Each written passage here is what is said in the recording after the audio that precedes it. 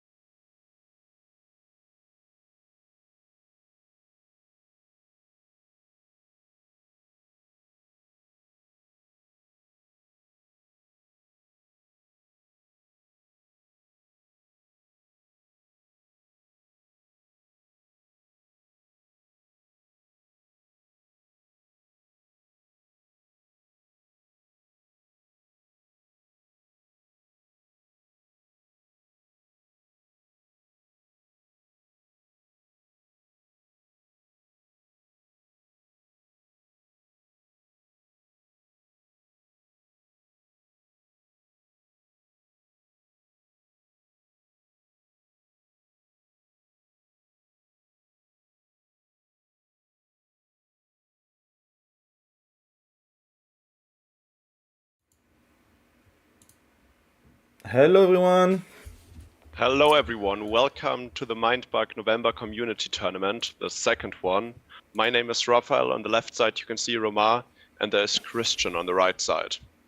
Alex, not Christian. Hi, I'm Alex, here with Romain and Raphael. And today's tournament will be played with a first contact base set. We have removed the card Giraffodile to play shorter games so that nobody has to wait for games to be finished before the next round can start, to improve the user experience for today's tournament. And we also play with one copy of each new servant. Those are the 12 new servants in the new servant expansion. Only as a one-off. We want to see who is the best player with first contact best set, but we want to mix it up a little bit. So we had those 12 cards on top of it. Yeah, I think it's a quite nice pool from what we've seen yesterday. It was really nice to see a few cards from the upgrade pack, and that you basically know that when one is out, there is no more of them. So I think you can do some better computation on what can be expected and what are the kind of out or the strong card that your opponent can use against you. So yes, it was nice. And I think the physical product add-on pack New Servants is great for playing at home, for enabling the 2 versus 2 game mode. So here the duplicates are very good to have. For this 1 versus 1 tournament, having them as a one-off is probably the way to go. Yeah. So I think the player experience was great yesterday evening. We expect the same thing today. Maybe do we have new players today? I can show this one. So I think we have a lot of different players from yesterday. Yes, which is to be expected. We do these 2 tournaments, the Saturday and the Sunday tournament, for different time zones, basically. Yeah? So the Saturday tournament is enable American players maybe to participate more easily, whereas the Sunday tournament in the afternoon for Europe is easier for European players.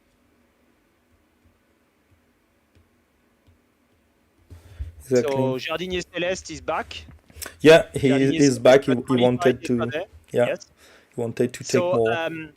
On this chart here, you see on some names there is a checking mark, like is the case for Levi the Bearded, Jardinier Celeste at the top of the screen. Those are players that have already got qualified for the World Championship in December. So they may still play to practice, but they won't take a slot even if they are at the top of the ranking today. So we are awarding 4 qualification slots to the World Championship. So first to 4th place, but for example, let's say if Jardinier Celeste were to reiterate his great performance from yesterday and finish in the top 4, well, then the 5th place will get a qualification to the World Championship. So in all cases, we will award 4 slots, 4 qualifications.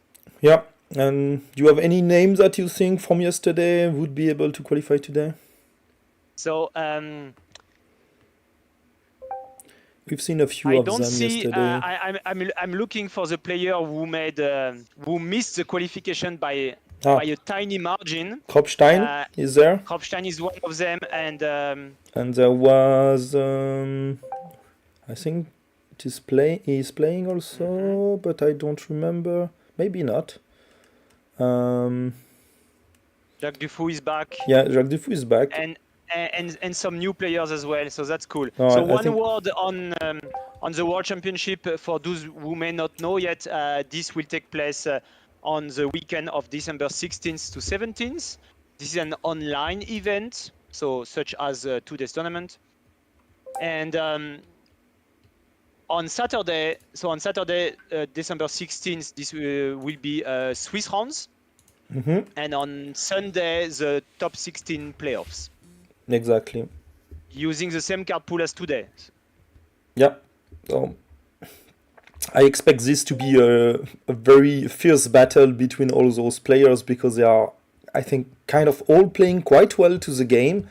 And then it will be not very easy to access to these top 16. Oh, yes. So definitely. They need to prepare before that. Yes, we don't know yet how many players will participate to the World Championship.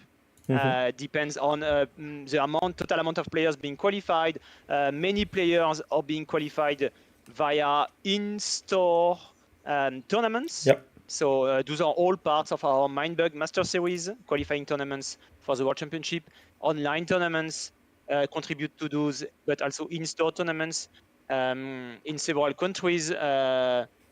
Spain, for example, has many in-store tournaments at the moment for Mindbug. So those are qualified as well.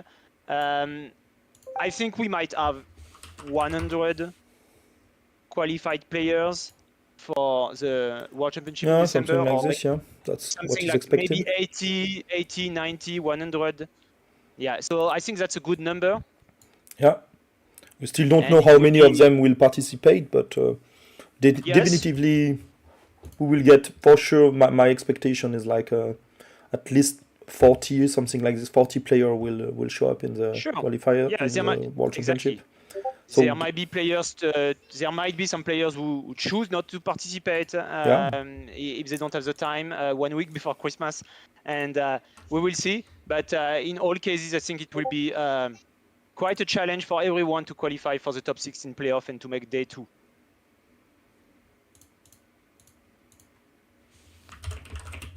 Yeah. I think the first match I would really love to see is from someone that yesterday we've seen maybe a few matches. I would maybe start with Julio and Extor match. Extor is someone that I really think will get a qualification very soon, and it's the same for me to Julio. So it's quite unfortunate for them to start battling the first round, but I think that could be an interesting match to see.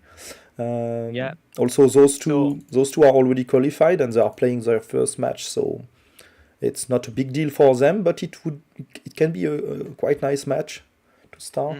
All right, so let's watch Julio against Extor.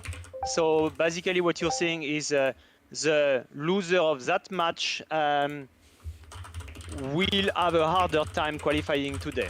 And because they are both favorite candidates to qualify. We know they are very experienced, but losing the first round is, of course, not the best. you can still qualify going 3-1, three wins and 1 loss. But then you need a very good tiebreaker. Yep. So yeah, so it feels like an important match between Julio and X-Tours. And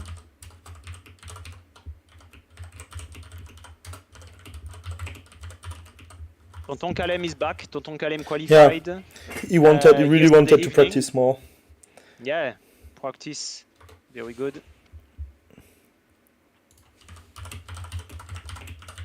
So Ali chose not to play today. So Ali was not available. not available today. He won yesterday's tournament. Yeah. And it was not the first. It was not the first time that Ali won a Mindbug tournament. Oh no, it was not. It started to be quite usual for him.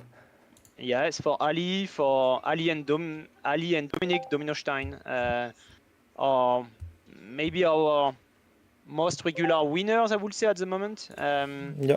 And they are already qualified for the World Championships. They are not playing today, both of them, Dominic and Ali. So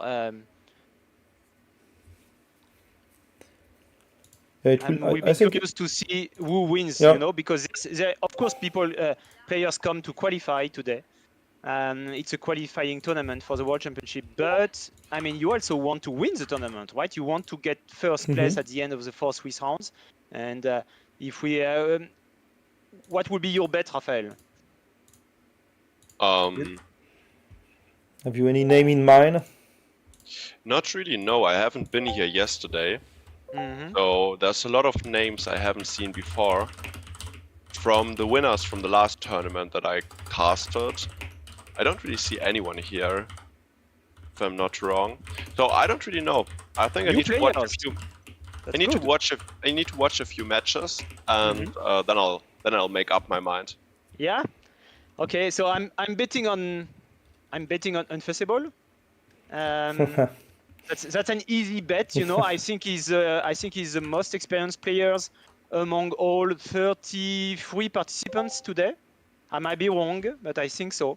And he got second place yesterday. Yep. He's already qualified, has been for quite some time already.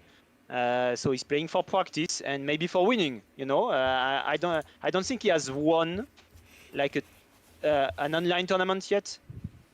No. I think he has won. He has won a local tournament at Essenspiel last month. Yeah. Yesterday he was in the top 3. Yes, he was second place yesterday, so very close to winning the tournament. He went so he went 4-0, but if you look at the games, he probably won 8. He won 8 games and lost 1, I think. And where Ali won 8 games and lost none of them. So that was a tiny margin between first place and second place. So yeah, I would bet on Unfussable, but maybe that's too easy. I would bet on Julio. It's a friend of mine, and I think he can perform well. So let's try to take a risky bet. Sounds good. Since we are going to watch Julio against X-Tour in the first game, I'll just take... I was about to run the one game from Unfussable and Jack Duu just because they already did their first game, so we can not wait anymore. All right, then I'm back on Jack Duu. So one piece of background information here to our viewers: the games that we are streaming are not live.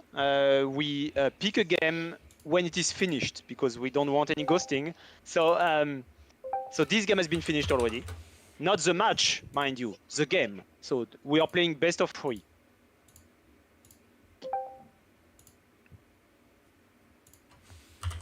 Yeah, so Jack Duu against Unfussable. And I like the hand of Unfussable at the moment.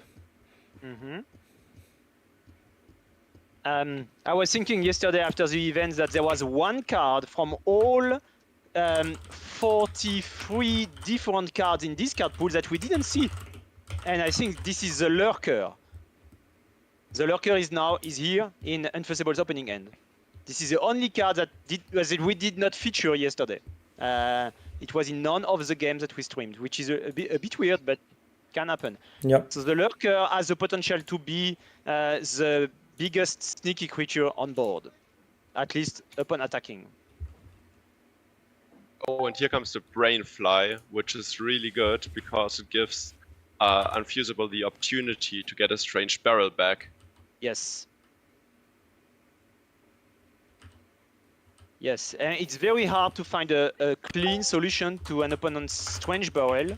Brainfly is a good solution, so that's excellent draw from Unfusible here. But it would have been, I mean, playing the Brainfly when you control a Luchator is Right, not that's not a the little best. bit unfortunate. Yes. Obviously, yes. he didn't know that he's going to draw the Brainfly. Correct. But in that yes. case, if he had known it, probably he'd played another card from his hand. Yes, especially, I mean, all other cards in Unfusible's hand are cannot be targeted by Brainfly. So yeah, he could have opened with Plated Scorpion or something. Yeah, so that's unfortunate. He might have to wait for this Luchator to be defeated at some point. So here we see Unfusible really thinking about his decision to block or not to block this strange barrel.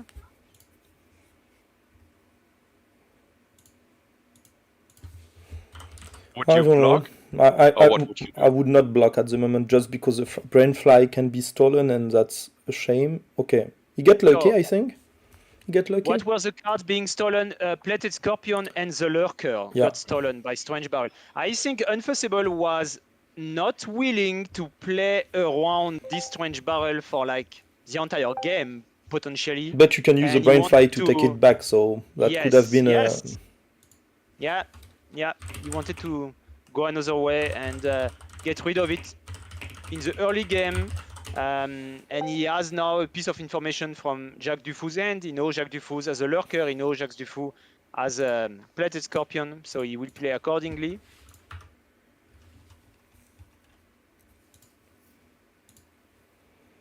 I like to play the Tusked Extorter here because it can put some pressure and the effect is quite nice, and if you trade against the Majestic Manticore, it's fine. Okay, so now it's no more mind bug from Jack Duu. Wow. Yeah. So very aggressive mind bugs. Yeah. Indeed. Here. And now that we know he has the Brainfly, it's like really strong for Unfusible. I think he's in a good shape. Well, Jack has the potential to gain a lot of card advantage in this game, you know, with the Strange Barrel already triggered, and now the Tusk Extorter, I was going to say, now it's been stolen, all right. So maybe Unfusible can buy back a little bit of the card advantage he lost due to Strange Barrel by using Tusk Extorter this way. Yeah. This is a possibility. And he even has the Ferret Bomber as well in hand to get rid of more cards in hand. Yes. Yes, so not all Mindbug games are about card advantage. This one might be, with Strange Barrel, Ferret Bomber, and Tusk Extorter in that game. It might be an important factor in this game. So now we see Snail Hydra. Unfusible still having 2 Mindbugs. Feeling good about that, probably. Of course, playing the Snail Hydra right now is an asymmetrical play, so Jack Dufu would have fewer creatures than the opponent and will be able to trigger its attack effect, which is not the case for Unfusible. But So, I don't know if Brainfly was so good to be used against the Tusked Extorter. And here is like pretty bad because you attack, the opponent could avoid blocking, and then you get a pretty insane attack. It doesn't feel like a great Brainfly to me. Especially because you are in range of the Snail Hydra and you should know that can happen. Yes. I think, I mean, of course, Unfusible didn't know that Jack had a Snail Hydra in hand, but Snail Hydra is a 2-off. This is something you can expect, and Snail Hydra has a way of, you know, deciding game by itself. So you might want sometimes to keep the Brainfly a little bit longer in your hand. Brainfly has the capacity to really have a big impact when it comes into play. I think the impact it had in that game is not that big. Yeah, now you are So in I might such be a wrong, great trouble because of that Yes. snail hydra, and you would have loved to get yes. the snail hydra back with the brainfly. Mm-hmm. You still have the luchator, but I mean, if you play the luchator and then attack with the tusked starter, that's fine because you get value out of it. But here it's like bad. Majestic Manticore can just attack, and it's pretty nice, right? Well, yeah, playing the spider all here. I is don't not- know. Unfusible seems in trouble, right? Like trying to take back what he lost because of those last plays. Yeah, I think this is a mistake here. I mean, he can trade something with it, but it's not that big. He might come back into the game by using his 2 mind bugs on, but he has to. Yeah, but he's scared about the snail hydra. Yes, That if he mind bugs something, he will have to defeat before the snail hydra, and that's an issue. Yes. Okay, now it's okay because the opponent did not took the opportunity to attack with the Majestic Manticore, and then he can play a second sneaky. Yes. But so why did Jack not attack with the Manticore here? I think he wanted to tempo with the Hamster Lion because the Hamster Lion was blocking the Spider Hole to attack. But the attack of the Majestic Manticore is still fine here. You defeat the Ferret Bomber, and then the Spider Hole cannot attack, and I think you also defeat the Tusted. Exactly. So basically, Jack Duu's board is very good against small creatures. It's excellent against stinky creatures. Having this pair of Hamster Lion plus Majestic Manticore, this is a very good protection against sneakies, which is fitting in this case because Unfusible has 3 small sneaky creatures on board. So that's an interesting board state overall. So what would you target here, Raphael, with this Tiger Squirrel? Do you think this was a correct play to choose the Hamster Lion? Yes, I think so. I think that Unfusible should really try to get in a sneaky attack as soon as possible, because Chuck is already down to 2 HP. And if he loses another HP, he still has the Killer Bee in hand, and there's no mind bugs to counter it.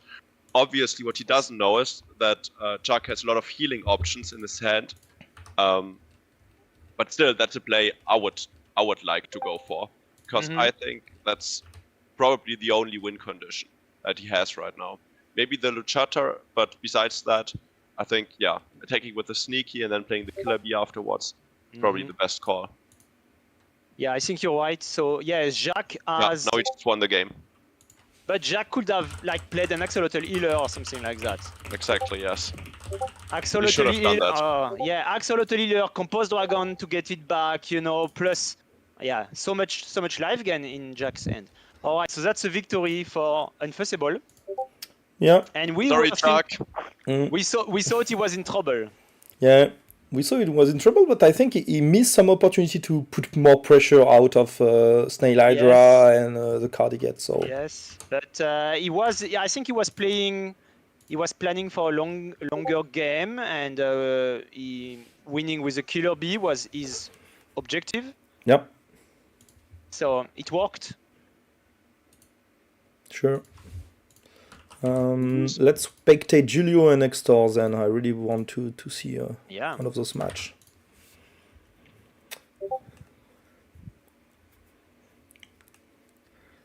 Okay. Okay, interesting. So the cards that are being revealed are out of the game. This is just for determining the starting player. Yeah, I did not have a look. Urkin Hurler and Shieldbug. Okay, not so important. So, not so important, but Urkin Hurler is a one-off, so now they know, both players know that there is no Urkin Hurler in this game. So basically what they are doing is each player picks a random card from the pile of remaining cards, so that are cards from the shared deck that are not in this game, and the higher power value starts the game, right? Yep. And get a little bit of information. So there is only one shield bugs as well in this game. So we won't have a double shield bug board, which is always fun. Yeah, I also like to see 2 shield bugs and how crazy stuff can happen out of this. 2 shield bugs on the same side of the board, of course. Yeah. So Julio spending his first mind bug on his opponent's first play, Yeah. the Gorilla. So we don't see that very often, No, right? I think so, yeah. Mind bugging a Gorilla. Yeah, as early in the game, that means you have like no answer on it, and basically you got some answer. Lonieti is an answer, Deathweaver can be also an answer, so... Yeah, yes. I think it just wanted to maybe keep the hunter safe and take the tempo, like having a 10 power, being able to attack, having the killer be protected, so we can maybe play the Deathweaver later in a better spot. Yeah. Yes. I mean, Julio is an experienced player. Yeah. He knows what he's doing, and sometimes playing mind bugs, using mind bug aggressively is the way to go. Yeah. I don't know here if you want to mind bug this card. I don't think. The creep from the deep here. I don't think, but it's the issue here. Like if you let it, I think you have to. Oh, that's smart. That's smart because you do not do the trade with the killer bee, and if your opponent is doing the attack with the creep from the deep onto the Gorilla, you give him like you kill it basically. Yeah, because it's 2 life. Okay, so. Oh Right, yes, just because So he had to mind bug the Yenix. Oh. so playing a frenzy creature was a good answer, and Extor is feels forced to use his. I think here you can play the Deathweaver then. Because if you play the Deathweaver, the opponent has the choice to kill it with the creep from the deep, but then you get the Gorilla alive. And if he mind bug it, then it's very fine because you just use your killer bee to kill it. And you are not so much under pressure, so Gorilla is out. I think it was a good call to take the Hunter attack here because otherwise Majestic Manticore is just gonna destroy it next turn with its attack effect. Exactly. But you cannot attack at the moment, and you need to play something. Yeah. Tusken maybe.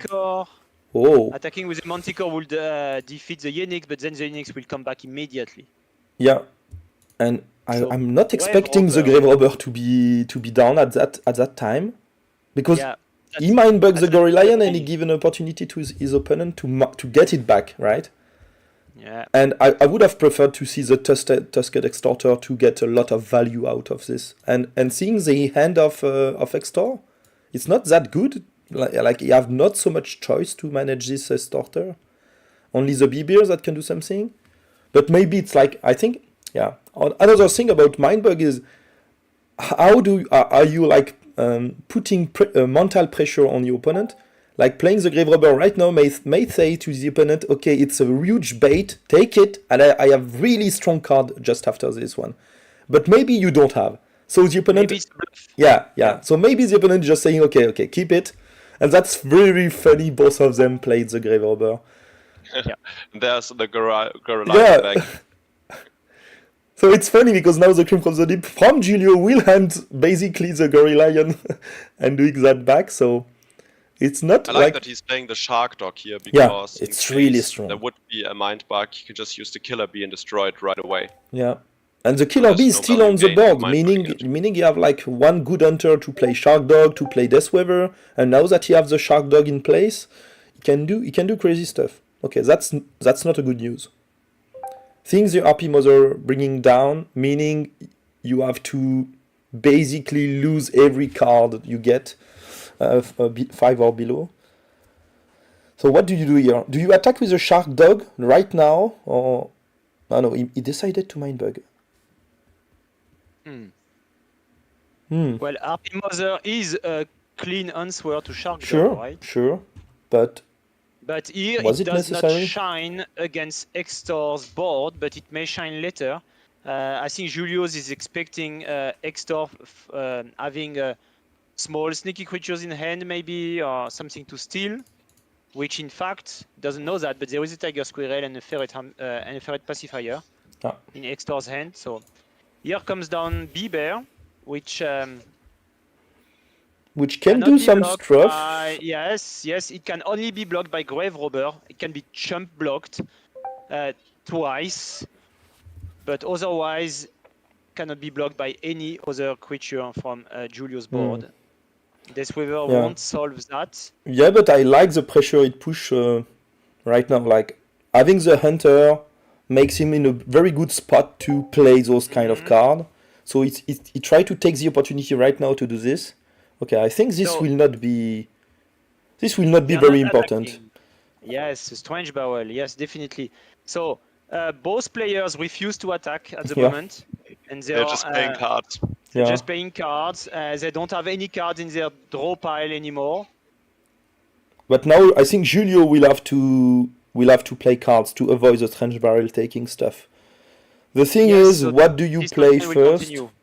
I don't think you want to play. Whoa, the third door. I was about to say that, and he played it.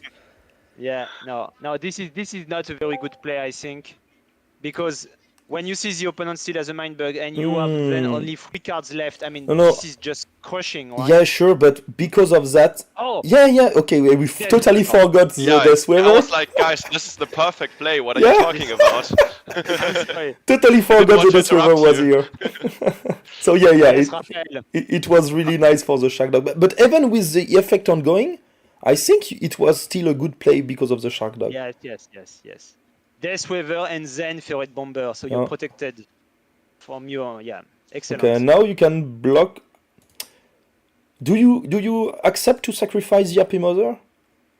I think you accept to sacrifice the Lone Yeti. Okay.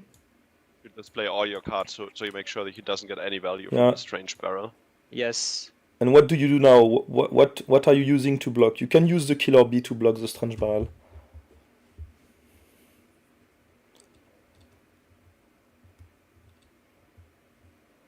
Oh, Snail Hydra is really good here. A lot of cards. Yeah. So there is this excellent synergy between Strange Barrel and Snail Hydra, because when you play Strange Barrel, you are incentivizing your opponent to playing their cards as fast as possible from their end so that you don't steal them. And then you follow up with Snail Hydra, so in this case you often have fewer creatures than the opponent then. And you also have the option to destroy the Strange Barrel with the Hydra. Yes. So it didn't work here, but yeah. This is something you can do with Kandra Kulich as well. Explosive Toad, yeah. So 7 creatures on Julio's board, no card in hand, so there is no surprise anymore. Extor knows what he's facing, and he can start to make a game plan for the late game. Yeah. The Tusk Extorter is gaining some card advantage here. What will you discard, Raphael?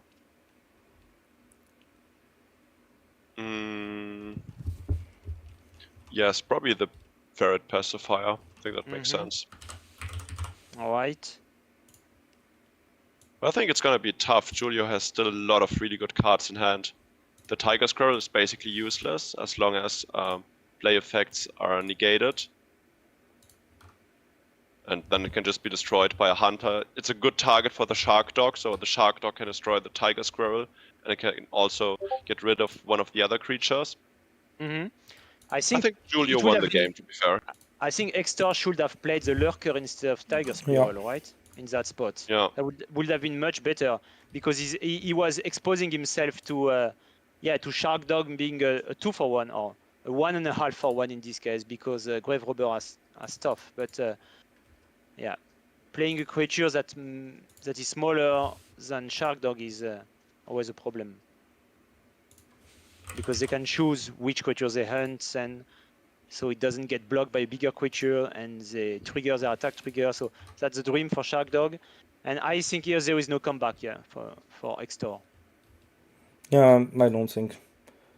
The board is too big, and you have no way to get rid of everything. And especially for Julio's side is like so safe because of this Deathweaver, so he knows like even in that case, if the Giraffodile or Killer Bee or anything can go down and be played, you know that you are still safe. So I think it's and you have like everything to manage everything, like two hunters, even these guys that can kill sneaky, and these guys that can take care of anything, even a Yeti or so. Yeah. Yeah, I mean, So I think he it's has a impossible. solution Yeah. he has a solution to all problem. As you said, if we would be playing with Girafodal, which is not the case in today's tournament, he would even be protected from Girafodal, which is the best feeling in the world. When your opponent has still one single card left in their hand. Deathweaver shines here. Deathweaver is also blocking, Kangasaurus Rex play effect. So Julio doesn't know that Extor's last card is the Lurker, which is really lackluster in this situation because Extor cannot trigger the Lurker's attack effect. He won't. He will never have more creatures than the opponent here in this situation. So the Lurker has the Lurker's condition is the opposite from Snail Hydra effect. You need more creatures than the opponent. With the Lurker, you need fewer creatures than the opponent with Snail Hydra. I don't know what is. I mean, maybe I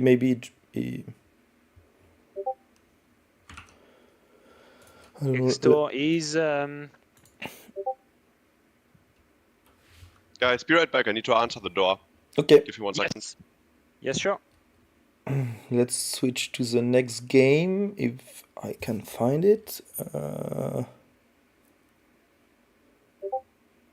they still playing this game? Maybe no. Cannot be true. No, Julio has won. Yeah, right? sure, but Julio has won. This is like a sure thing now, and okay. maybe Extor is having maybe I don't know some kind of issue. In 1 minute and 7 seconds, he will. Yeah, I mean, I think he may just concede. I don't need to go. Yes. Is this game 2 from the same match? Yeah, or game 1 All maybe right. Because I'm not sure to took it. I took it in the proper order. All right. So the same players here are back. Julio against Extor. And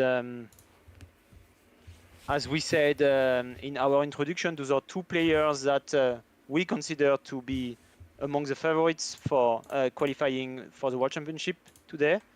So the winner of that match will make a So Ali's in the chat and is cheering for Tonton Kalem being top 1. Yes. Wait, so did Julio just use a mind bug? Did I see that right? Yeah, he used it. For the spider hole. For the spider hole. Mind bugging that turn 1 spider hole. I mean, if you look at Julio's hand, he doesn't have a clean answer to spider hole, right? Yeah, and I mean, this is a card that will trade with something anyhow. So here it's fine. You attack, you remove 1 life point, and your opponent have to sacrifice his goblin. So it seems to be a nice mind bug from Julio. Yeah, I think so. And I mean, he saw that he doesn't have a hunter, he doesn't have a Kangasaurus Rex in his opening, and now he has a hunter, Compost Dragon. He did not have a Mummy Puss or something that could, win the race, like a Luchator or something. So yeah, in this case, mind bugging the spider hole was the correct decision, and he got a good trade out of it. Oh, they are playing so fast. Turbo Bug as an answer to the Snail Sword. I love play fast. Do you? Okay. I mean, you keep the Axolot Healer. That's really nice because if your opponent want to attack right now with the Turbo Bug, you have an insane turn just after this one. Very much so. I mean, so that's funny. Mind bugging the creep from the deep, for example, here would not give it more keyword. Yeah, exactly. It will stay the same. Yeah. Snail Thrower turns every small creatures into creeps from the deep, and the original creep from the deep cannot be upgraded. Or maybe it would be interesting if a creature gets double poisonous for some reason. For example, if it's poisonous and then gets an additional poisonous, then maybe it could be able to destroy a tough creature. And obviously it doesn't, but it would be a nice interaction. Just destroy a tough creature in one fight. but it would be confusing from a rule standpoint. Exactly. Yeah. I know. By the way, playing Snail Thrower and following up with Gorilla is not a play I expected here. I mean, it doesn't seem like Julio wants to I mean, it's build fine. around his Snail Thrower. Yeah. I think so. Doesn't have to. I mean, I mean, you can expect your opponent to be blocked because anything he plays that is 4 or below will be a great value for you. So you can just, I think what he did here is quite smart. Like you play it, you say defensively it's a good card, and if you play something really nice, I can make a good use of it. And at that time, he's like just putting pressure with Gorilla and Tusked Distorter, and I think the next attack would be Tusked Distorter attack. So this Ferret Bomber, for example, mind-bugging the Ferret Bomber here is big value, not only because of its play effect, but then it would have 3 keywords: Sneaky, Poisonous, and Hunter. I think you want to do it right, because you know that you have the Axolot Healer, and I think your opponent is trying to get you by turbo bugging you and killer being you. And so I think now I think Extor will fall into the trap of putting a lot of pressure. And I think he will attack right now with the turbo bug. No? No. No, he doesn't. No, he's getting rid of the Sneaky. But here you can attack. Wow. But I think here you are losing a lot of tempo, right? Yes. So by the way, Julio doesn't know that Extor is holding the killer beans in his hand. He might expect it. But you cannot attack now. You cannot attack with the turbo bug. That's the bad part about it. I mean, I mean, now if you attack with the Snail Thrower, you have Snail Thrower would have been better, maybe. Oh no, not no. I'm saying something wrong because of he can trade with the turbo bug. So here, if you attack with the Snail Hydra, no, that's it, right? That's it. It's over, yeah. Yeah, it's over. You won the game. Yeah, game is over. Attacking with Snail Hydra would have been quite good, actually. Yeah, but you lose it anyhow. So. Yeah, but then you get rid of the test exporter, so you... What a game! Like 2 mind bug left on Extor, like he fall into every trap Julio had for him. It was quite an impressive game, to be honest. I mean, when you win a game and your opponent still has 2 mind bug in his hands, that's like the best feeling in the world. Yeah, true. But yeah, well, you said that Julio's gonna win the tournament, right? Yeah, it is my bet. I think I'll just follow along and say the same thing after seeing him play. You know that I think that's the guy in the world that played the more mindbug games over every people. Oh really, Julio? You mean? Yeah, I think it's like he's around 2K game or more than 2K game in the app. Like he's playing maybe. Pretty impressive. I don't know, but maybe 20 game per day against AI for training. So. Is someone really good at the game? I think he's maybe missing some real life training with real people, but anyhow he's playing, like as you can see here, quite fast, quite well, putting a lot of pressure. The game style is quite nice, so yeah. So you think Julio is primarily playing with a digital app and less so with a tabletop game? Yeah, exactly. He's playing both, but a lot more in the app and digital app. So in this game, Julio has played only 3 of his 10 cards. Yeah. He played only 3 cards and mindbug twice, and that was enough to win the game. He picked the correct card to mindbug. I think that was a trap from like if you are his opponent. And you say, okay, I will wait a bit for my mindbug, but then he totally stopped playing cards. So yes, yeah, exactly. that was a really cool game where I think he did the right choice with its mindbug, and he knew that pushing forward at the very beginning of the game will maybe make those cards pass, and once they are on the board, he have everything to win the game. That was impressive. This is what experienced players do, right? Knowing when to stop playing cards from their hand so that their opponent's remaining mind bugs become useless. Exactly. And I think this is a pattern that we are likely to continue seeing today as we watch games by experienced players. There are many of those here today. Yeah, and so we can see Yeah, tell me. No, I think this is something we will see at the World Championship as well. Yeah. With the best players in the world playing against each other. Looking forward to it. Sure. So I think you could really tell that Julio is very experienced, because just before you get like really good at the game, you always start to remember all the cards that could be in play or could be in the opponent's hand, and then you calculate, like, is it likely that he has a killer B? Do I lose to it? But if you get really experienced and if you play a lot of games, you don't even need to do those calculations, because you just have a feeling for the game. You have an instinct, and you know what to do, and then you can play very fast and very good. Yeah. Yes. Yeah. Definitely. So yeah. So we see that there is a lot of 2-0 in that. So Yoshi's was someone that got qualified at Essen. Quite a good player also. Oh, He right. took This is 2-0. Yoshka, right? Yeah. Unforeseeable get also 2 against Jack Duu, sadly. Jardinier Celeste. Yeah, okay. Jardinier Celeste sent me a message telling me he was like he was going to sleep too late yesterday for the tournament, and today he's like too tired and he's not able to play properly, so he get like mainly destroyed by Levy. All right. Excuses. Yeah, so, and Nemoa also is there, and he's winning his first match, so that's also someone qualified that he... I mean, if we check here, Levy is qualified, Cheeky Bricky is qualified, Nemo is qualified, Unforeseeable, Yoshi's are qualified, so it's... all of them are like not taking a spot, so even if they get very good at the tournament, it will let a lot of spot open for the others. I don't know if our viewers can see the checking mark quite easily on the screen. That indicate which players are already qualified before today's tournament. I mean, I can't see them very well. What? Which one? The checking marks that indicate the players that are already qualified. Yeah, you only see them on the first list. I get it. Yeah, You only sorry. see them here.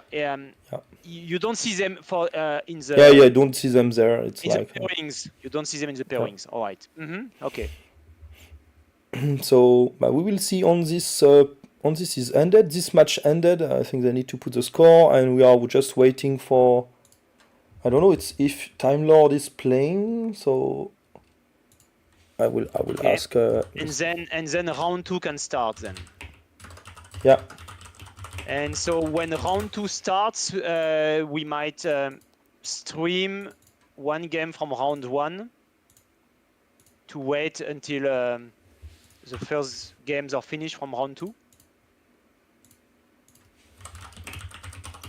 Yeah. And okay, just checking for who are still playing, but I think it should be done. I think because okay, no, Mimikry and Time Lord are playing. Fine. Then we can have a look to any other game. Do you have like any preferences? Do you want I would like to see Tonton Kalem's game. Okay, let's see. Yeah, that would be good. Kalem was playing against Zizo. Okay. I think we should watch the first game, because then we don't know who's going to win. I don't know Yes. which one we are spectating. Okay. All right.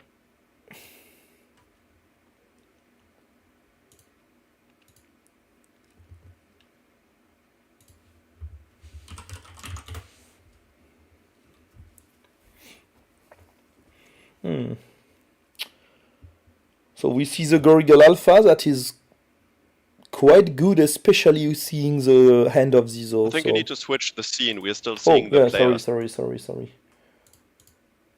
Let's see. Nice. So. Yeah, so Gorigal yeah, Alpha in a Gorigal good Alpha area. is in a good spot in there. So Gory that's Lion fine, Plated Scorpion, and playing Ferret Pacifier on turn 1 is a pattern that we have seen Yeah, a multiple lot. times yesterday. a lot. And it's very funny think- because when you start mind bugging this card, and maybe even the second one, you know, and then you have like one life point that is removed from your opponent pretty easily, and then you can do stuff a bit later, a few turns after, once you get your opponent down to one card. So it's something I did not see too much, like mind bugging this ferret pacifier when you played it.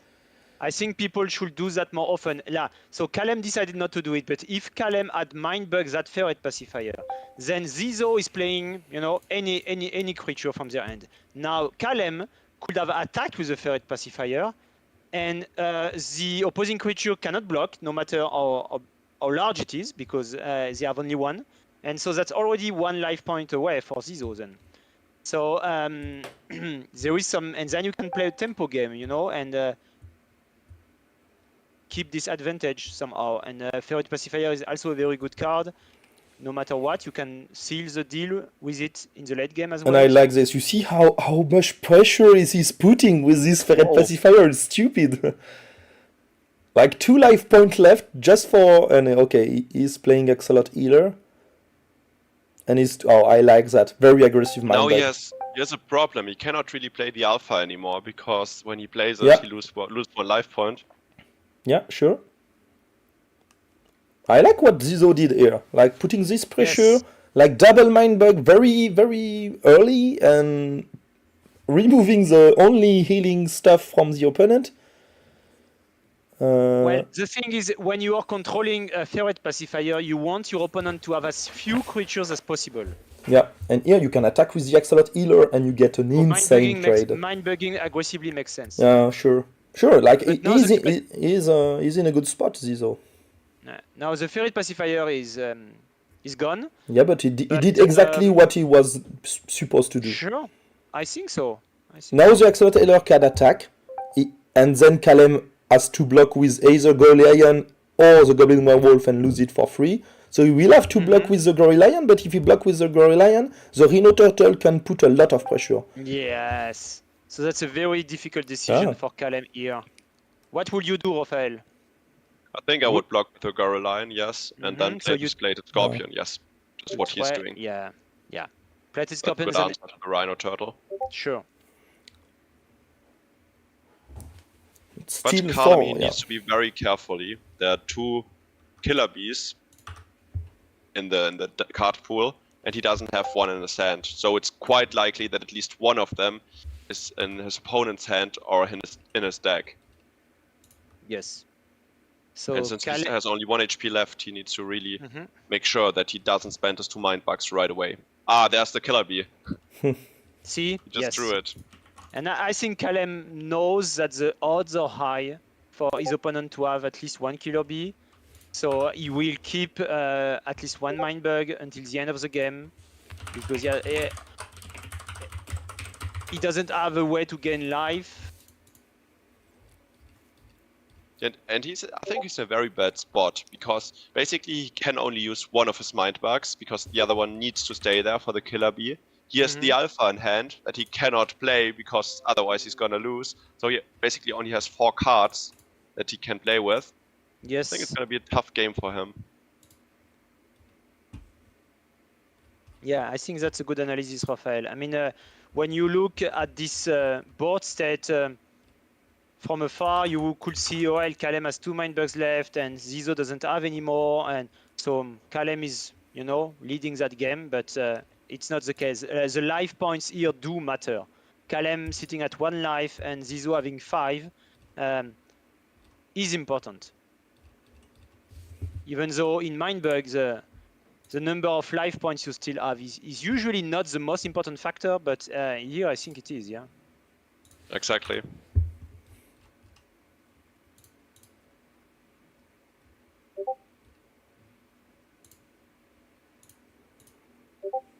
I mean, at some point you can attack with Rhino Turtle to get rid of this Plated Scorpion, but the issue is like there is another one, so... Yes. And Zizo doesn't know that, but... Yeah, he doesn't know this. Yeah, it will be quite a blow-up to make all those efforts to get rid of that Plated Scorpion just for his opponent to play a second one. Yeah, but I would like to see something like exactly like this Ferret Bomber right now. Mm-hmm. Because Calem cannot afford to lose 2 cards. Even if he No, can discard the Regal Alpha, Yeah. it's too much. He might actually mindbug that Ferret Bomber. Yes, he does. Yeah. So Let's see if he draws another. Maybe he draws another Killer Bee and then it's just over. No. But another Ferret Bomber, which is dangerous. Yes. So now Zizo wants to tempt his opponent into using their last mindbug. I don't think Calem will fall into that trap, but Well, he might be. It's worth attempting. You know, Spider Hole might not be it, but the Ferret Bomber might be the card that lures out Calem's last mindbug. We will see if Calem's determination is strong enough. I think Calem is doing some calculations right now, because the only way to get rid of the Spider Owl is to use the Majestic Manticore. And even then, when he attacks for the first time, he would just destroy his Ferret Bomber, and then the Spider Owl could attack. So the only way to get rid of the Spider Owl is, if the Spider Owl attacks, then he can block with the Ferret Bomber, and then he can attack with his Majestic Manticore. So I think it's really dangerous to not mindbug the Spider Owl, but at the same time, it's super dangerous to mindbug it because of the Killer Bee. Yes.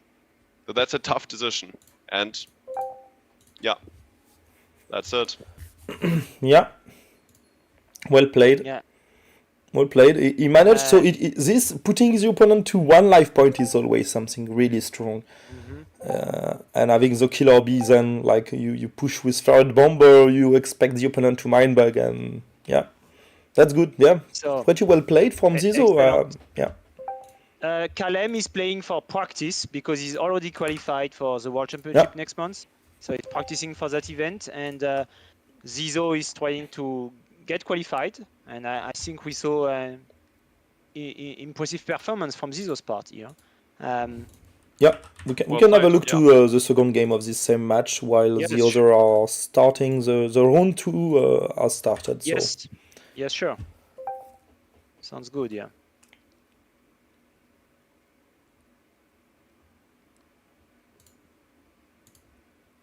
Okay, Mr. So no Shark Dog, no Strange Barrel in this game. This Interesting to know. Yes, definitely. Because both of those cards are one-offs in the card pool. So Calem is on the play as Killer Bean is opening hand, Plated Scorpion. There are several good options here. I think I would just start with the Killer Bee, to be honest. To have a Hunter on the board. Exactly, and if the Killer Bee goes to the graveyard early, he could use his Compost Dragon to bring it back, maybe even before Zizo has any cards in his discard pile, and then Zizo goes down to 1 HP. And we saw what that can do to someone in the last match. Yeah. So he disagrees with you and leads with Tusk Extorter. I mean... That's a good opener. Yes, it is a good opener. Tusk Extorter has the ability to gain a lot of card advantage, but to achieve that, it's better to play it early. Doesn't always work out, but we'll see. He has a second one in hand, which doesn't do much here. But we'll have to see. So Tiger Squirrel is coming here. Yeah, and there is 2 of them. So it's really good. Even if your opponent mindbug it, you can just follow up with the next one. Yes. And that's it, basically. So, I think I wouldn't use a mindbug. No, I wouldn't use also. I wouldn't use a mindbug. I would just let the Taskers Porter go down to the graveyard and then play the Compost Dragon next round. Yeah, I think that's the best play here. Yes. I mean, we sometimes see players mindbugging a Tiger Squirrel even when there is no target for it. So Calem did it here. It's not always a mistake, even though it looks like it sometimes, but... So that's interesting, yeah. So now Calem is 1 mindbug down, and we have 2 Tiger Squirrels against each other. And the Compost Dragon, of course, is asymmetrical here, as was Zizo's Tiger Squirrel. So again, yes, a Mindbug played on a card that has then no play effect, because Zizos doesn't have any card in their discard pile. So both players went for these, you know, I won't say unusual because we see that from time to time, but they're in the minority camp, this kind of plays, playing a Mindbug. I mean, at least you get a hunter. Yeah, but you get a hunter. So if you manage to get rid the Tiger Squirrel, then you attack with your Tiger Squirrel. And Zizo is maybe also expecting to put some pressure that way. It has some value, yes. And you know what I would have expected from Zizo here? To also Mindbug the Killer Bee. So you have like two nice hunter, you can remove the sneaky and then put pressure on the... Yes.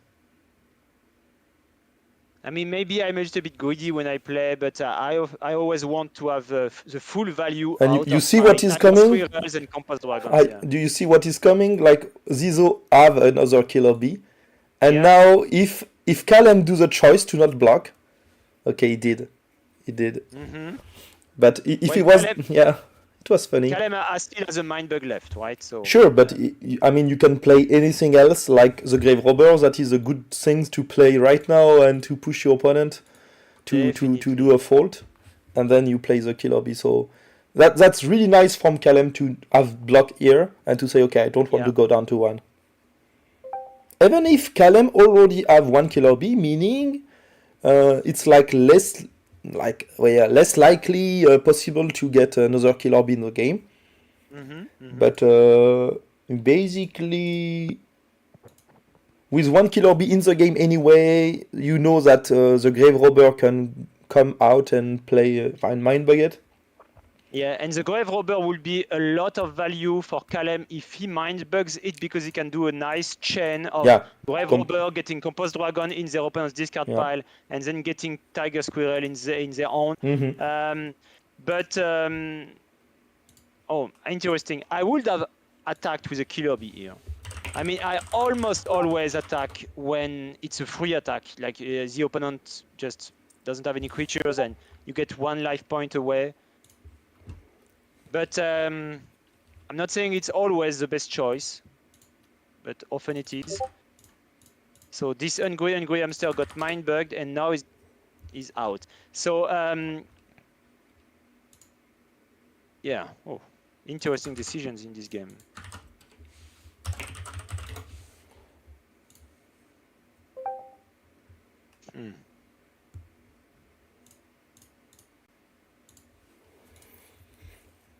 Strange. I think he's like pushing for the opponent to not Mindbug and kill its own Killer Bee. Whoa, and he did not want to do that? That's... okay.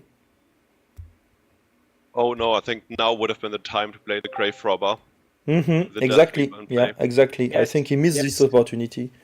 No, and now it's too late. The Death Weaver is gone. Yeah. So really, when you have Death Weaver on your side of the board, you should take advantage of it because you don't know how long it's gonna be there.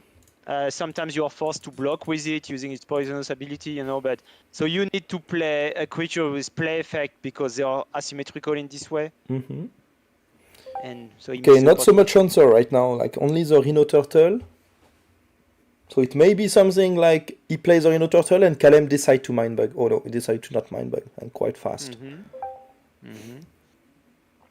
So Hamster Lion is a card that is quite interesting because it is quite versatile. You can use it as a big threat, the same way you use a Rhino Turtle, but without the tough keyword, or you can use it as a protection against small sneaky creatures.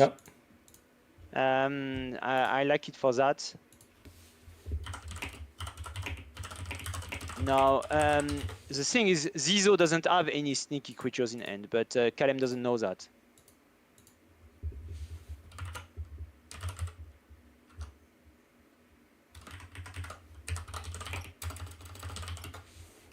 So Callum saving his Composed Dragon for the late game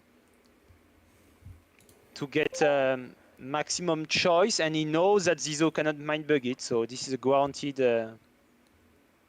card advantage for him, and a great card selection. Can we see what Callum has in his discard pile, Romain, please? Huh. 2 Tuscany starter. Not so nice, to be honest. I mean, the tiger squirrel could do something Yeah, if Rhino it Turtle was could. already exhausted. So Yeah. maybe you want or to exhaust it and to get a sneaky on board. I really believe that the Happy Mother is going to win the game. I think it was a Mhm. mistake not to use a Mind Bug on the Happy Mother, but Yeah. we'll see. Yeah, Okay, we'll see. I think so. It can be something. And now attacking with the Rhino Because- Turtle is really nice. Also, if you let it pass the Ferret Pacifier. Wow, do you really want to do that? I think you block with your Happy Mother, right? Yeah. Yeah. Yes, he does. You steal it, and then you attack twice with the Rhino Turtle, and then you take the win from here. I think so. Yeah. Mhm. Did not remember, but Calem lose his first match then? That we did not. Yes, the first game we have watched. Yeah, was but won I know, by but Zizo. in the first round, I mean the whole match. Oh, What he did not attack? No. I think he forgot about the Ferret Pacifier because the attack of the Rhino Turtle was much better than playing the Killer Bee. yes. So Mysterious Mermaid, both players at 2 life now. So for the benefit of our viewers, Hamster Lion prevents Plated Scorpion from attacking, and Ferret Pacifier prevents Luchator from blocking. So attacking with the Rhino Turtle is still really nice. Yes, it is. But now, yeah, you see, that was the mistake. Playing the Killer Bee was a mistake here. Yes. We are But getting rid yeah, of Ferret Pacifier. because he could have attacked with the Rhino Turtle, put his opponent to 1, play the Killer Bee, the opponent have to mind by the Killer Bee, and then you play the Grave Robber and play the other Killer Bee from the card, and that was it. So I think the move was there. So Grave Robber grabbing Tiger Squirrel from Calem's discard pile. What? What is he doing?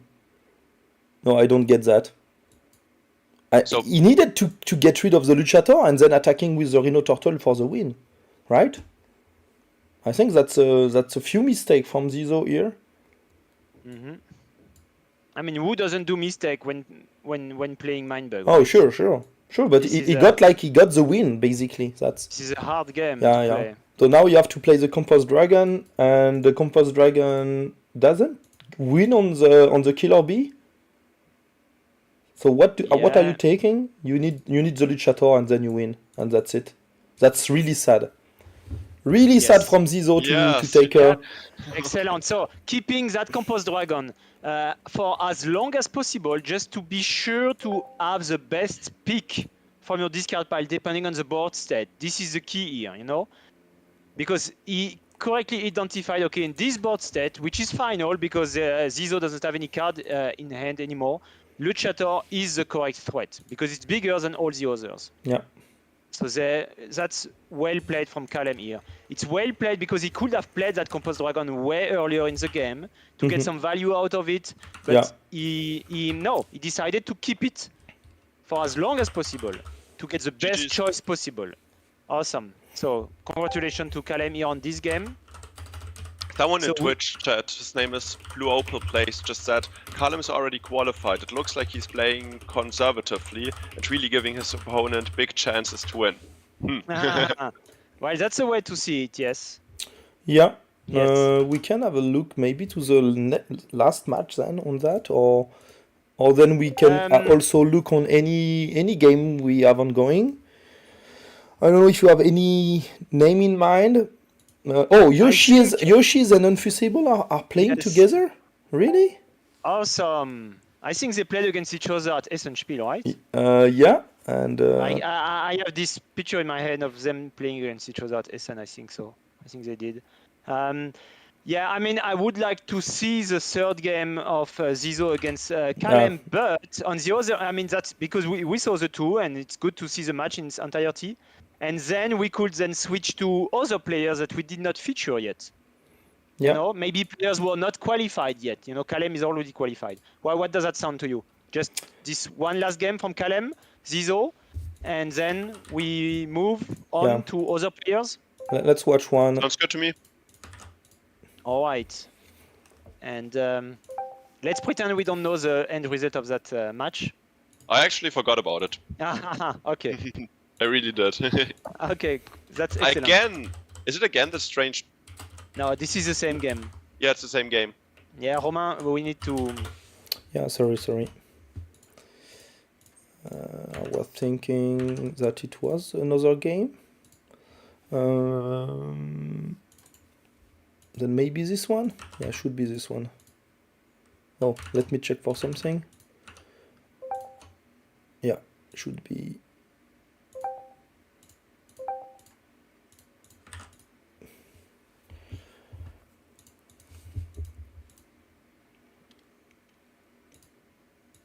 Yes, this is a new one. We haven't seen any Count Draculich action in this game today yet. What do you think about the card Count Dragonleash? Do you think it's a good card or no? It can shine in some specific situations. For example, combining it with Mysterious Mermaid is quite good. Or with Axolotl Healer, obviously. It's hard to make it shine. I agree. I don't. I'm usually not very happy when I'm holding Count Draculich because I too rarely make it happen. And now it's just dead. Yeah. The only way I use the Count Draculich is to kill myself if I don't want to surrender. Then I play it, and if I'm down to 1 HP, I just attack to die. I never was able to really got a lot of value from the card. I believe there are scenarios where it can be good, but somehow I was never lucky to have a good scenario. Usually I always draw it very late when I'm already down in HP, and then I'm just like, oh, come on. That's like the worst I could have. I think the key to Count Draculich is to combine it with Strange Barrel or RP Mother. You know, to defeat your own creature this way. There's the Strange Barrel. Just when you talked about it. Well, nice. Yes. And Count Draculich could be used to defeat your own creature so that you can have Snail Hydra's ability online. This is something we loved about yesterday. I mean, this is not a very realistic scenario, but still a possibility.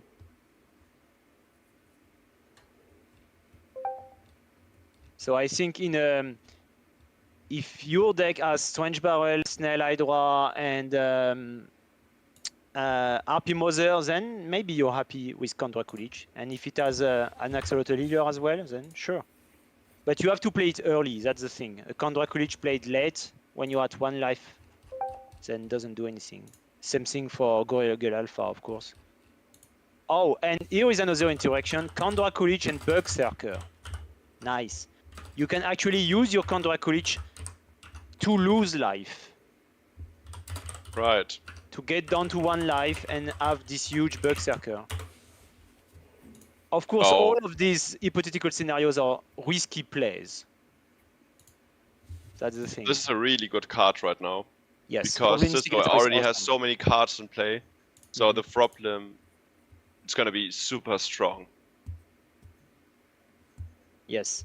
So yesterday we talked about a Creep from the Deep who had a lower power value in its in a previous iteration before printing, right? So in the last playtest phase. And here we have the opposite. Froblin Instigator had a higher power value in the last playtesting phase. It had power 3, if I recall. And now and then it got printed at power 1 because it's so powerful. Yeah.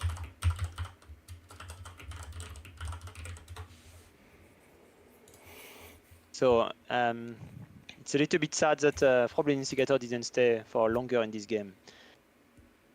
So we see here Gorilla shining here, even though Majestic Manticore could get rid of it.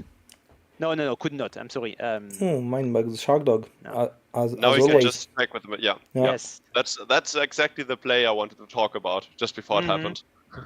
Okay. Yes. I really like that. It makes Zizo in a good spot. Whoa. Zizo doesn't have any Mindbug left, so This is a safe Compost Dragon. What do you take? The Gorilla Lion, Yeah, all I right? think so. Yeah. Sure. It's. I mean, you need to when you count handle. as, You need to handle for too 8 much. and 9s, sure. Facing 8s and 9s, you really want a 10 here. And it doesn't know, Calem doesn't know that Zizo has a Plated Scorpion in hand, which is of course quite good against Gorilla Lion.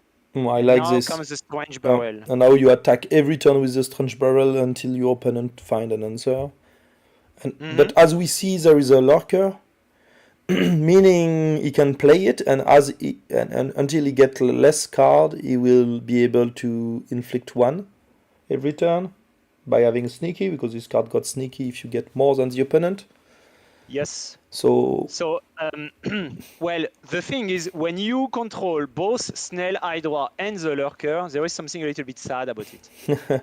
I mean, Because yeah, a cannot little bit, but I mean, but you it's cannot fine. fulfill both conditions at the same time. You can fulfill one condition at some point and then the other later in the game. yeah. So those are opposite conditions, Snail Hydra and the Lurker. Whoa, So really? the Gangasaurus Rex coming down here. Really so early? Oh, this is early. I mean, yeah, okay. So Berserker has lost its shell. It is exhausted. So in the tabletop version of the game, the card will be turned sideways to represent that it is exhausted, and the next time it will be defeated, then it goes for real. It goes away. Here in the digital client, you see the word tough being grayed out to represent that and it the has small lost its shield, first life. the small shield on the top right corner also disappearing. Yes, thank you, Romain. Yes, actually, it's easier to see if the shield disappears. Yeah, I don't know if it's easier, but that's the best we have at the moment. But we will improve that. So why not Do you think attacking with the it's Strange optional? Barrel? Why not attacking with the Strange Well, Barrel? good question. Good question. Yeah. I mean, when you are guaranteed that the Strange Barrel will either make them lose a life or force them to block, because all opposing creatures are bigger than Strange Barrel. That's the thing here. Sometimes you have a hard time having your own Strange Barrel be defeated because your opponent is able to block with smaller creature, but not the case here. I mean, I think Zizo will win this one. I don't see Calem being able to come back from this. I think Calem is going to win the game. You think so? Yes. Because I you've think seen the we score? Because you remember the score Yeah. of the match, or because? Oh no, I don't. Oh, okay. But oh no, now he lost. He really had to use the mind bug on the Brainfly. I really believed that he wouldn't use the mind bug on the Happy Mother, and then when he mind bugs the Happy Fly, he can get the Snail Hydra, and I think he can win from there. Maybe. Well, Calem doesn't know that there is this Brainfly follow-up to the Happy Mother play, so of course this is ideal for Zizo. Brainfly is like the best answer in the world to a Strange Barrel. I think Calem was very got tempted into controlling both Strange Barrel and RP Mother. There is, it feels really, No, really but good to have I these think two that cards. now Calem will win because of the Berserker. Like, he can do nothing about it, right? No, he still has the Plated Scorpion. That's fine. That's fine. Yes, it's quite safe. I mean, not so much because of the RP Only Mother. if you can use the Alpha to get rid of the Plated Scorpion, then he's gonna win with the Berserker. You're right. But if he plays the Alpha, the opponent plays the Lurker, and and then you can trade the Lurker right away with the Gorilla. So Yeah. no, that's not easy to decide. Yeah, the game is still wide open. I mean, what do you do here? I think you don't want to reduce the number of cards because of the Snail Hydra. You may want to play card to avoid the Strange Barrel being annoying. Yes. Play your card, Calem. Play your cards to render your opponent's Strange Barrel ineffective. I think the game might come down to who gets to trigger Strange Barrel or RP Mother. There is a lot of power in this card's defeated effect, and we will see if they get to trigger them at all or not. I mean, now the Berserker is there, so... Combining Gorilla Alpha with Berserker is awesome. I think from Zizo point of view, you continue attacking with Strange Barrel, then you attack with everything else until the Snail Hydra is up. Once the Snail Hydra is up, you defeat the Berserker, And then you have to play this lurker. The opponent and the opponent lose from this. I think so. I don't. So the lurker will be the finisher here. You Yeah. mean? Yeah, Yes, because probably this is cool. I mean, we yesterday we went for 4 hours of streaming without seeing a single copy of the lurker, if I recall. I might be wrong, but I think this is the only card we have not seen. We have seen it today, but it did not trigger. I don't remember. I think we got one, but it was not so much Yeah? impactful. Okay. I like the lurker. I like its artwork. You know, the artwork is so awesome. And it's not always easy to fulfill its condition, but I think Zizo is in a good place to do that. He has obviously, he already has 1 more creature than his opponent, plus 3 cards in hand. So Gorigol Alpha here can do some damage.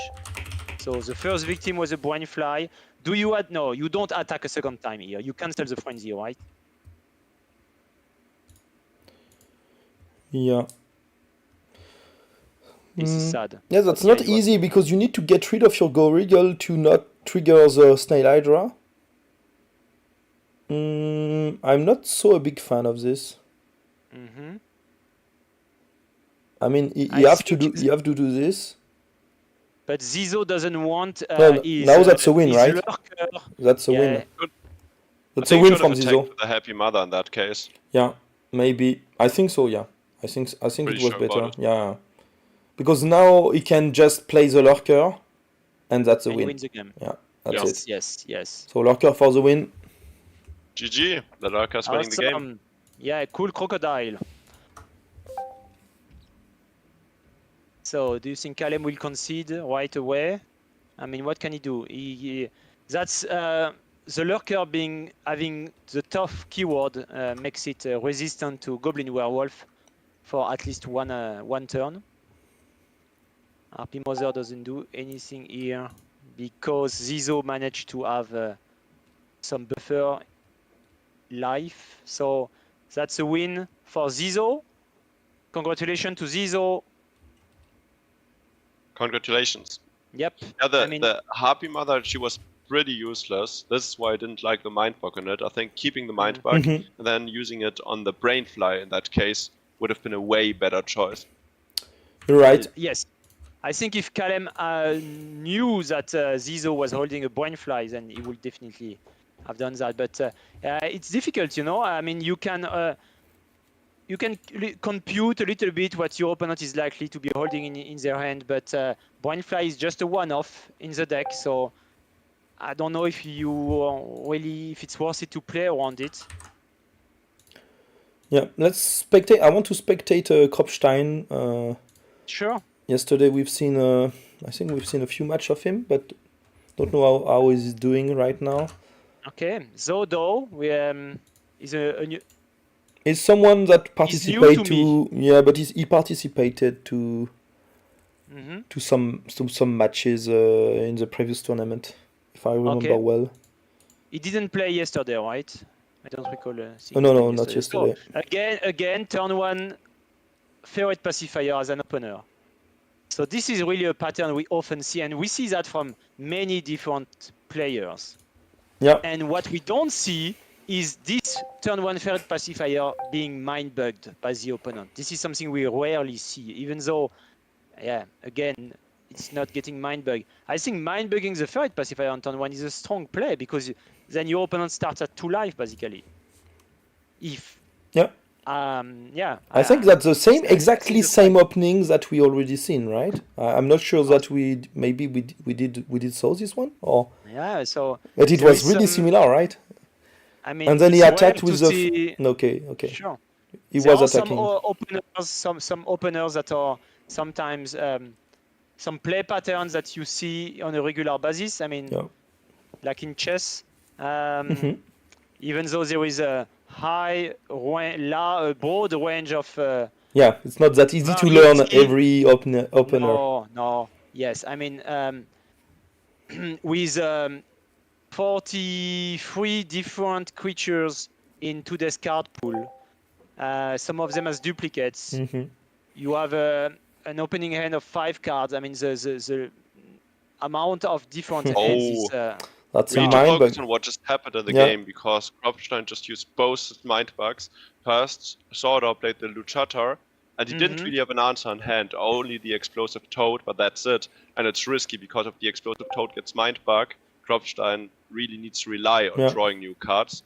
The issue is that Sordor also had the Brainfly in hand, so he just baited out 2 of Kropstein's mind bugs, and I think he's in a comfortable spot now to win the game. yes.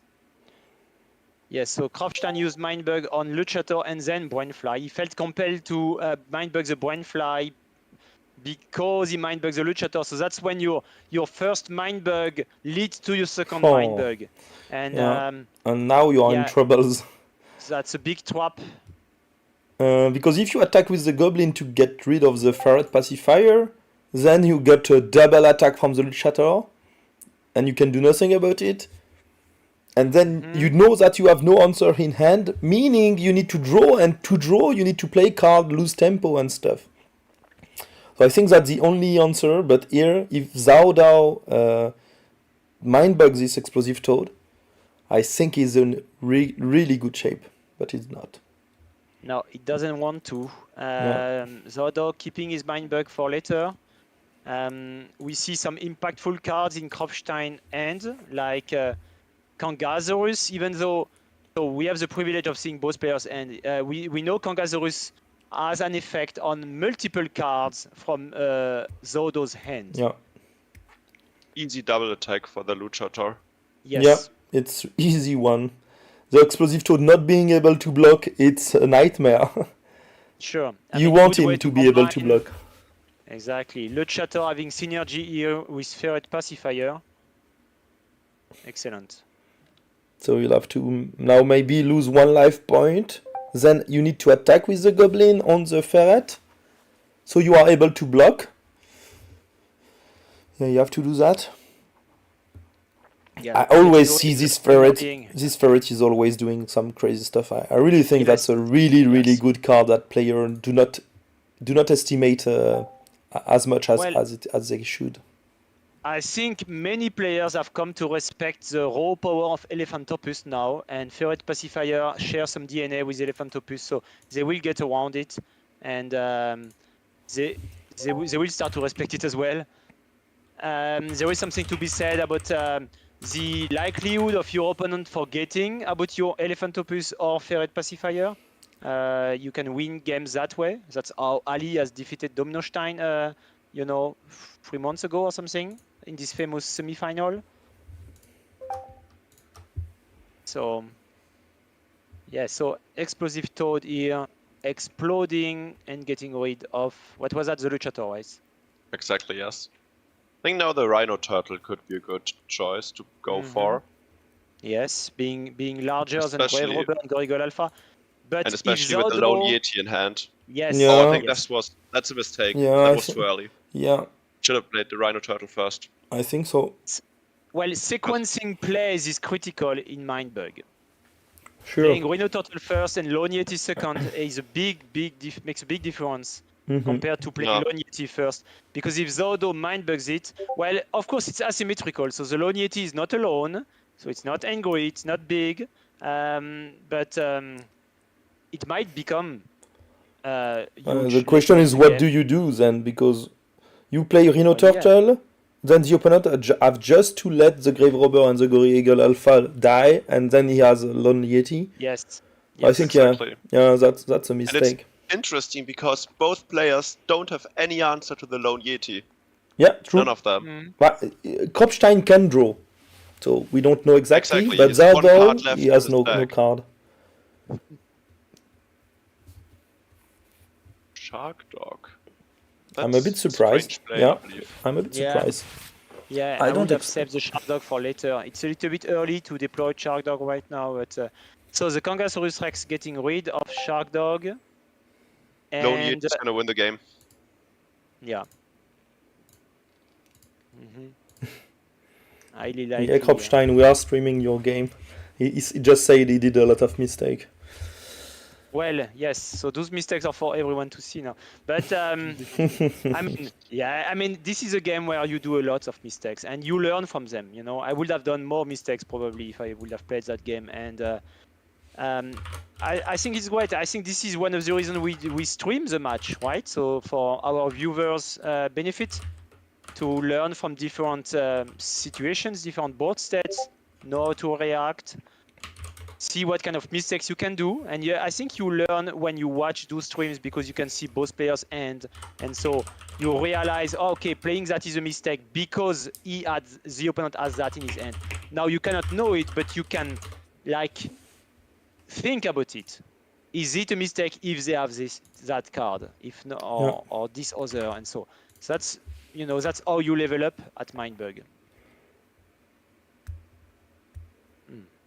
The Froble Instigator will be, of course, huge on those board states because he has so many creatures. Decides still not to Mindbug it. Yeah, actually the Ferret Bomber is gonna win the game because it's sneaky and Kropfstein doesn't have an answer to it. Yes. So just 2 more sneaky attacks and that's it. Well, yeah. So Yeah, that mistake playing the Loyalty first was his fate. So Kropfstein has conceded the game, right? Yes, I think he did. So when we are spectating those games, we see a defeat screen when the player on the bottom part of the screen is losing, and we see a victory screen when the player on the bottom part of the screen is winning, right? We basically see that from the bottom player's perspective. I think so, yes. Is that right? Yes. Okay. So only one game is ongoing. Cheeses against Tonton Calems that are still playing. We can spectate the second game of this match. I don't know yet the issue of this match.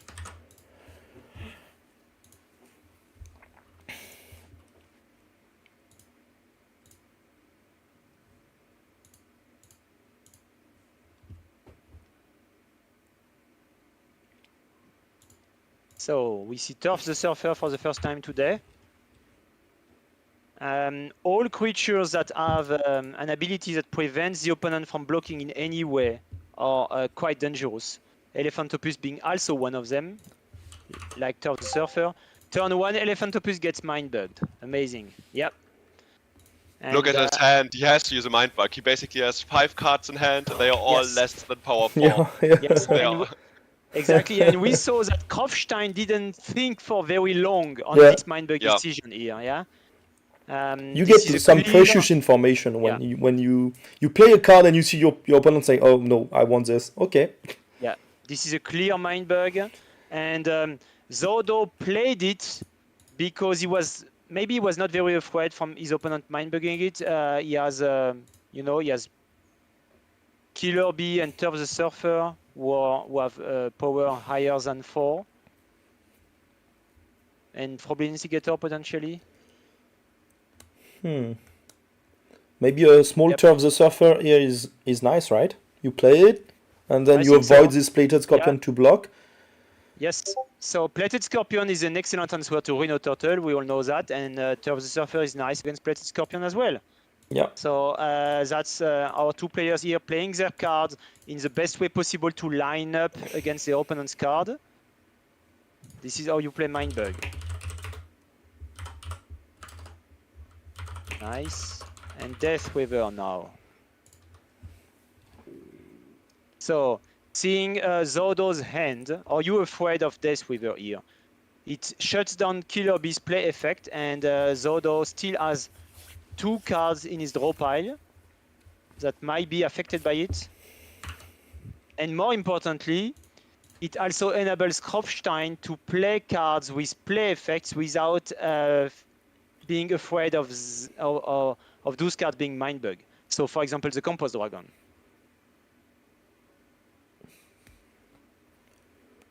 Yeah.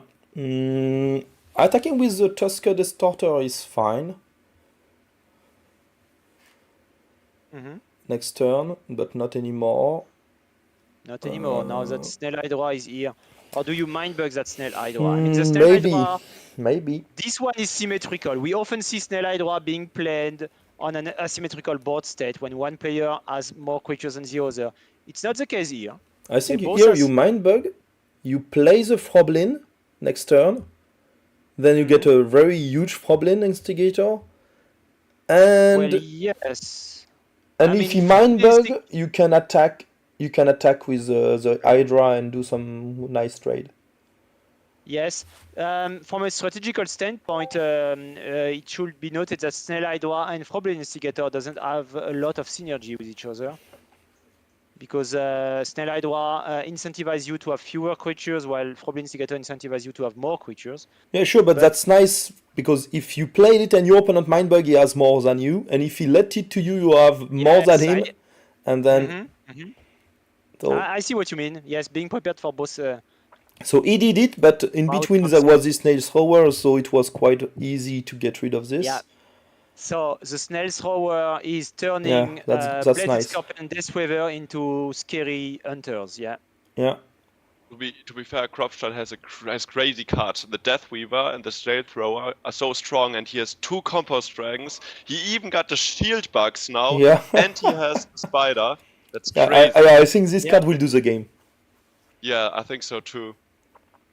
That's actually crazy. I think here you even discard the Luchator because it's not fitting too well with the Snail Thrower. Right. You just go for small creatures, you give all of them Poisonous and Hunter, and you run the opponent down. Yeah, sure. Yes, getting the maximum value from that Snail Thrower. Yeah. I think next card to be played is the Shield Bugs here. Yes. And even if the Snail Thrower gets destroyed, he has 2 Compost Dragons to bring it back. It's crazy. Well, Shield Bugs, sometimes Shield Bugs doesn't work very well with Snail Thrower if you have other creatures power 4 because they are buffed to power 5 and now they don't get the bonus. But in that case, it doesn't matter. In that case, it doesn't matter. So now Snail Thrower is out anyway. Compost Dragon. So do you mind bug that? Can we see the discard piles, Romain? No, because there's a Death Weaver. Oh, yes. That's the issue. We talked about it, yes. But you Asymmetrical can Compost still Dragon. mind bug it and then get rid of the Deathweaver. That's not a... Sure. Well, he does that. Yeah, mind bugging Compost Dragon. And I think now you wait for him to... Oh, no. Oh no, the second Compost Dragon, yes. Yeah, but I would love to wait for Zardo hunting the Deathweaver. Mm-hmm. No, you cannot expect this because of the Rhino Turtle that has no counter. So no, you had to play this Compost Dragon right away. But you bring back the Snail Thrower, right? What do you choose here? I Snail Thrower want to back? go for this one, yeah. I think Yes, this little guy, yes. that makes the Compost Dragon really good, and your Shield Bug really, really good, and then I think you should be winning from there. Mm-hmm. Mm-hmm. But the And only then thing is you like, use, I don't like that. If you play the Snail Thrower, the Compost Dragon of Zardo can just undown the Snail Thrower. Yes. So basically, having so many hunters is awesome because you can prevent your opponent from having a good solution against your sneakies. Yeah. So then going with Spider all for the win at the end. But of course, yeah, Zordo Compost Dragon getting rid of the Snail Thrower. Snail Thrower dies for the second time. And now comes the Spider All. And you win with that card, that's the plan, I think. You are not scared about play effect. So Yeah, exactly. So Kropfstein is not afraid of Kangasaurus Rex. There is no Kangasaurus Rex in this game, but he doesn't know that. I mean, this is something to be expected. So can you win? Can you win? Yeah, from I there? think so. Like, I mean, Kropfstein can win? I'm not sure because the Rhino Turtle will put more pressure than the Spider Hole is putting. Mm-hmm. Yes, that's when Frenzy beats Sneaky, right? Yeah. In a way. Yeah, usually. Winning the race. Mm-hmm. Usually that's what happens. So here, Rhino Turtle can attack twice again. Yeah. Kropfstein Yeah. lost. Yeah, you have nothing to do. Okay. It's crazy. His deck looked so good. I really believed he's gonna win from Yeah. there. Yes, I mean, the only weakness of Kropfstein's deck was a Kangasaurus Rex. because his deck was very weak to KOX. Yeah, but he will lose with one mind bug left, so even the Conqueror's Rex was not an issue. I think he was holding that last mind bug in case Zodo has a Conqueror's Rex. I think But this is there's what's the happening Death here. Weaver. There's a Death Weaver, but the Death Weaver might get defeated by something, you know, like an explosive toad or something. Yeah, so I And so think he wanted maybe to be- he bringing wanted to back be the safe. Snail Thrower was not that good. I think maybe bringing back the Plated Scorpion or the Luchator, maybe that would Yeah. have been better. Maybe. I mean, he had a focused strategy, building around tiny creatures. Yeah, but because you gave to your opponent the Composed Dragon, he was able to do a trade, and I would expect it Yes. to trade the So that was a mistake, right? the Death Weaver, but Mhm. then he needed to he needed to play the Composed Dragon to not be dead by the Rhino Turtle, meaning you cannot bring the Snail Thrower because that was your only out. So I think the Like- good thing was to bring back the Luchator because the Luchator is handling those guys. I Right, think yeah. Kropstein's deck was near perfect. Also because Elephantopus works very well with small sneaky creatures. So like there is this late game scenario where you combine Elephantopus with Spider Hole. You know. Yeah. Of course that would have worked, yeah, actually. Mm-hmm. But now so So Zodo doesn't want to attack with Rhino Turtle because Elephantopus got buffed by shield bugs, and Rhino Turtle is exhausted already. Elephantopus is exhausted as well, so that would be a trade. But I think Zodo is in a good place. I mean, he has still 2 life and a Hunter in hand. But Kropstein has still a Mind Bug, so that's an issue. Huh? Interesting. I don't see how Kropstein can win this. To be fair, I think it's unwinnable for him, isn't it? yeah, I think so.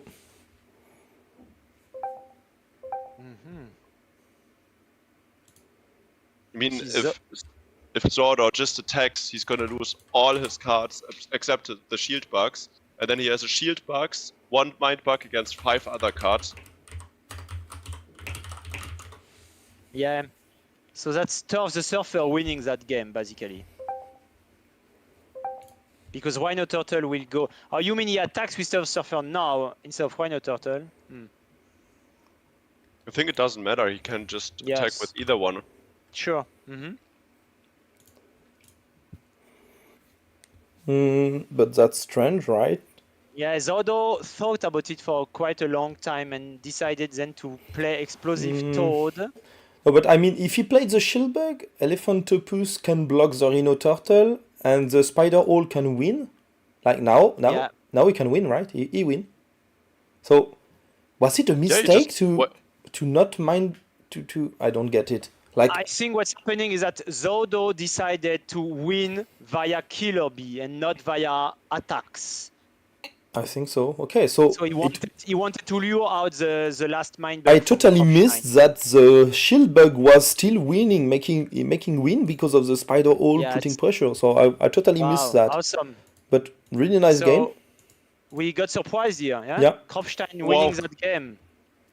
Yeah, I didn't expect that. That's crazy. Expect the unexpected. Yeah. So last game. Next game between Kropstein and Zodo here. Yeah. I come back in a few minutes, guys. Just like the game before. But this time the Snail Thrower is in Zordor's hand. I think he must be careful because if he plays it too early, Kropstein will just use a Mind Bug and then his Plated Scorpion, Compost Dragon and all the cards become really strong.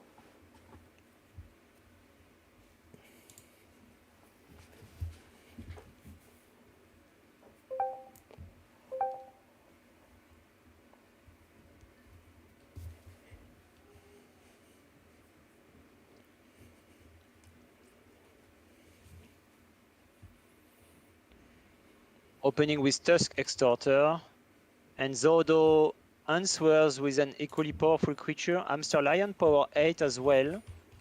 So this Hamster Lion will prevent Tusk Extorter from attacking, because right now it is the enemy creature with the lowest power. It won't stay that way, of course. But Kropstein decides to Mind Bug that Hamster Lion. Basically, he probably doesn't want Hamster Lion to shut down multiple creatures from Kropfstein. So there is a situation where maybe Tiger Squirrel, Compost Dragon, and Spider all are on the table, and all of them are unable to attack because of Hamster Lion, you know? Of course, that's different if Plated Scorpion is in the board, on the board as well.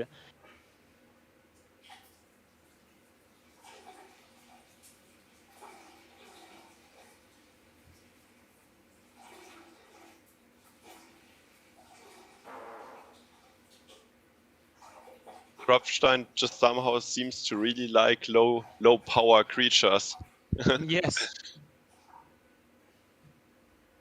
So starting to Oh, and sort of just discarded the Harpy Mother. discarded the Harpy Mother, which would have been huge in that Yes, game. which would have been so big against Yeah. Kropfstein cards. Of I course, mean- he didn't know what we knew.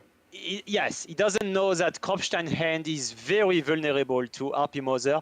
But still, I'm surprised to see Zodo discarding Harpy Mother so early in the game when you don't know yet if it's going to be a big value or not. I mean, at some point in the mid game or in the late game, sometimes you know, okay, I won't get anything from this Harpy Mother, you know? So then you can decide, but it's a little bit early. I think Zodo made, well, it's a big mistake, right? It is.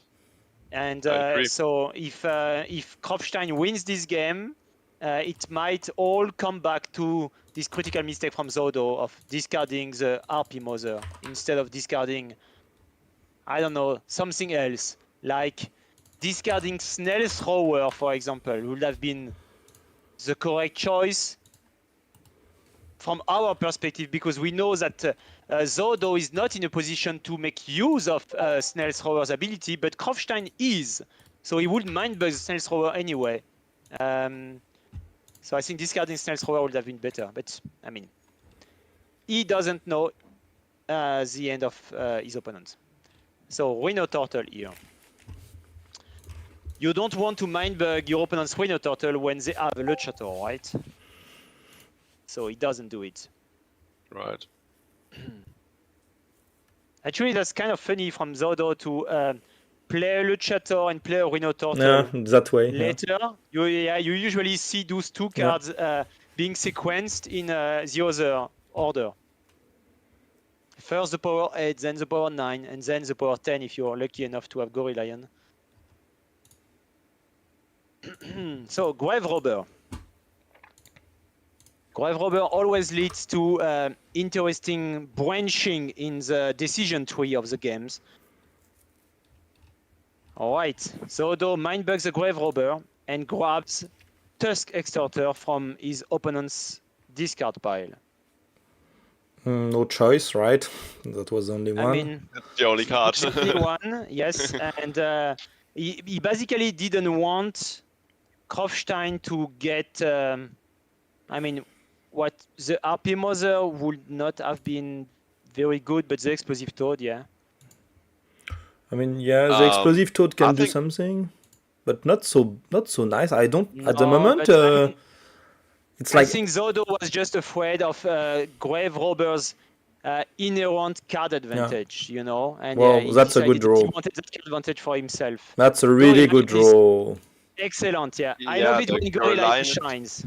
Yeah. It's huge, and also the Froppler Investigator, if it gets up to power 11, Yeah. it'll be so strong. I'm curious on why he decided to attack with the Rhino Turtle and not with the Tusked Starter, because I think that was a really good spot for the Tusked Starter to attack, removing one card and basically doing Yeah. the same as Rhino Turtle, not to attack, but he has to block with Yeah. something, and that was nice to lose the Tusked Starter on something that do a trade.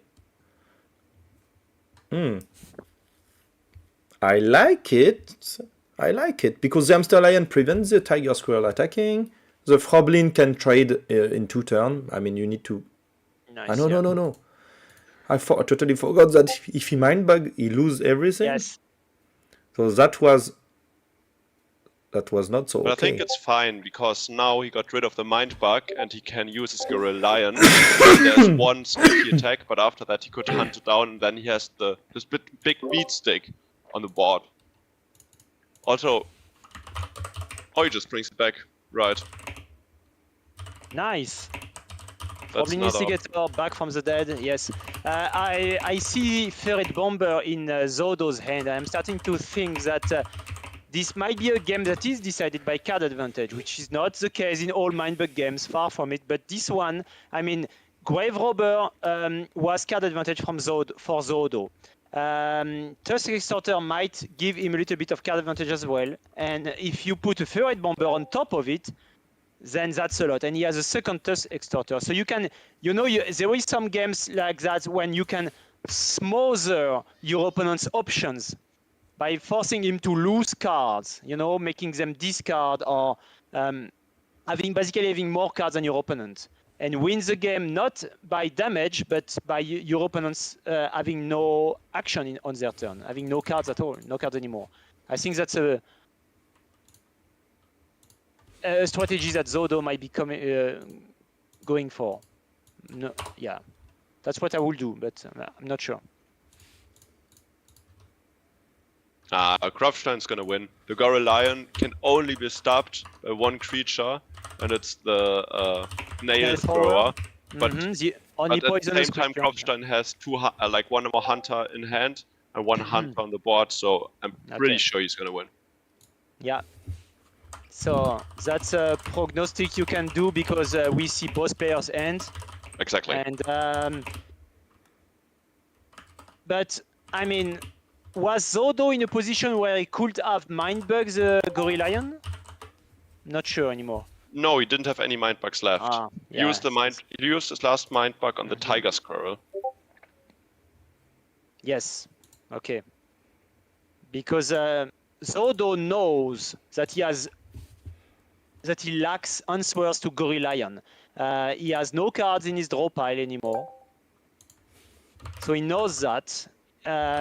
I love it when Gorilla Lion decides the outcome of a game because it doesn't happen that often, So when new players open their Mindbug box, they are immediately excited by Gorilla Lion because this is a bigger creature in the set. But it's a vanilla creature. He lost the game. Oh, yeah. He can just sneaky attack now and then Killer Bee and it's over. No, he cannot sneaky attack because of the Hamster Lion. Oh, you're right. But he can play the Ferret Bomber and then it's over, isn't it? Yeah. Yeah, well, it's over. You can play. No, you can play the Spider Hole. You can discard Goblin Werewolf and Snail Hydra, and play the Spider Hole. And or no, you can also attack with the Goblin Instigator right away. I think that's the move. Yeah, you're right. It's not true. Sorry, Kropfstein. Sorry for not trusting in you. Yeah. I mean, Kropfstein decided to Mindbug the Snail Thrower because he expects it to be the only solution to Gorilla Lion. Yeah. Which is a gambit, I mean, for all he knows, Zodo could be holding a Plated Scorpion in his hand, something like that, or an Axolotl Healer, or God forbid a Creep from the Deep. That was really well played by Kropfstein. I was just jumping to conclusions too quickly. I saw a sneaky and I saw a Killer Bee, and I was like, oh no. Ah, that's the end, yeah. So this is still an open game, right? I mean, an interesting one. I think the Ferret Bomber made huge damage on Kropfstein hand. Goblin Instigator is quite good here as well. I mean, Gorilla Lion is unstoppable. There's no way to stop the Gorilla Lion. Well, yes. This is why Zodo is thinking so much. I mean, he's trying to find an out, but he needs to get a sneaky attack in, but he doesn't have a card that is low enough. So going for Killer Bee. And now, now Kropfstein has to get rid of the Tiger Squirrel, right? No, the Tiger Squirrel can't attack. Oh, he can't attack. Hamster Lion. Hamster Lion, yes. Excellent, yeah. Yeah, the Gorilla Lion is just, it's huge.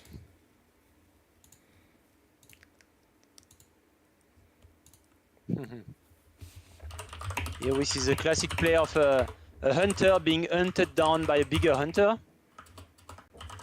and Froebling Instigator is the biggest hunter out there. Yeah, Gorilla excellent blocker here. Froebling Instigator going for the Tiger Squirrel, even though it is inoffensive mostly. But I think Krofstein is getting rid of his opponent's creature one by one. 7 power hunter is a beast. Bigger than Gorigol Alpha, so this is critical here as well. Oh, I don't like that he just played the alpha. I feel like the best Zordor could do is keep the alpha in hand and then lose to its play effect. That's what you would have done. Yes, that's what I would have done. Okay. Okay. So I at least see. I can tell I lost to myself and not to my opponent. Okay. Nice, yeah. So this Froebling Instigator is making big damage on Zordo's board. That's crazy. Gorilla now going for the attack. Yeah, going for the win, and Zordo concedes. So congratulations to Krofstein. That got Well played, it. GG. Yeah. Yep. Nice. That did surprise me, especially in the game before. I really believed you wouldn't do it, you wouldn't pull it off. And you see that he won, like it was not an issue. Like he can play any sneaky he wants because of the Hamster Lion and the Froebling. He was like totally handling the game. So yeah. Excellent. We don't see Gorilla winning games very often, actually, because even though it looks huge and more powerful than any other creature, the fact that it has no ability makes it often, well, a lackluster creature when you're facing, you know, poisonous creature or that kind of thing. But every once in a while, in the correct board state, then it is allowed to shine, and here it's awesome to see that. Excellent. And you know, getting Froebling Instigator to work is not that easy. I mean, you have to commit to Froebling Instigator being at the center of your strategy. But when it works, that's awesome. yeah. I think Krofstein decided he made the correct decision with his second Mindbug. Mindbugging the Snail Thrower was the correct decision. Not an easy one, because the Snail Thrower was basically an excellent card for his opponent, but not excellent for himself. Still, he decided to Mindbug it to remove his opponent's only out to the Gorilla Lion. So that's cool. Let's have a look to what is going on. So we have like Unfusible, Lonely Yoki, and Cheeky Bricky that are already qualified. They are top 3 at the moment. Julio that is top 4. Mr. Mickey, Nemoa, it's already qualified also. So not counting. And Kopstein in a good spot. So meaning at the moment, we got Julio, Kopstein, and Mr. Mickey, and Lickstar as the first top player without qualification. Yes. So as a reminder to our viewers, players who have a checking mark close to their name are already qualified for the World Championship before the start of today's tournament. So they don't get a slot. They are already qualified, so they don't block a slot. We have 4 slots for the World Championship being awarded today.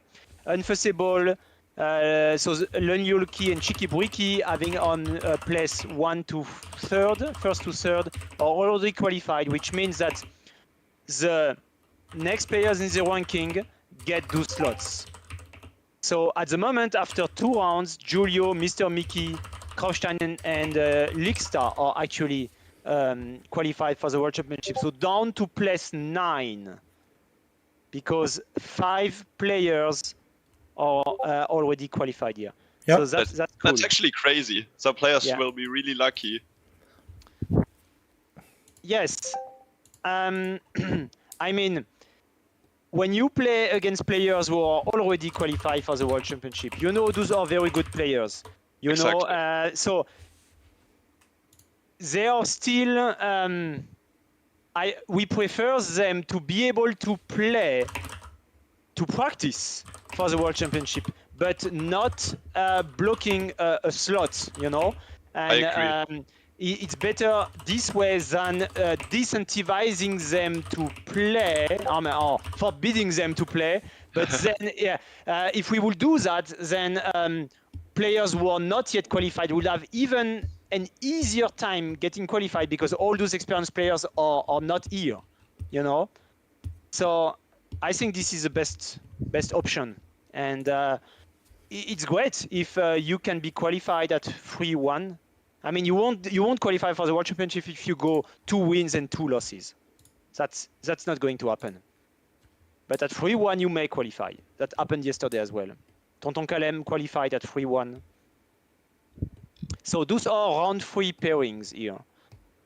It would be cool to see, other players that we haven't featured yet. I think that would be interesting. We have featured Julio already. We have featured Kropfstein. I'm not sure if we have featured Unfussable today, but we did yesterday. We might watch Levy against Lickstar because those 2 players are in competition. I think they are competing on round 3 for a spot for. Levy already got one. Oh, Levy already. So Lickstar is competing, yeah. Lickstar is sure. Still, those are 2 players that we haven't featured yet. We have not seen a game from Levy yesterday. I'll be curious to see that. I think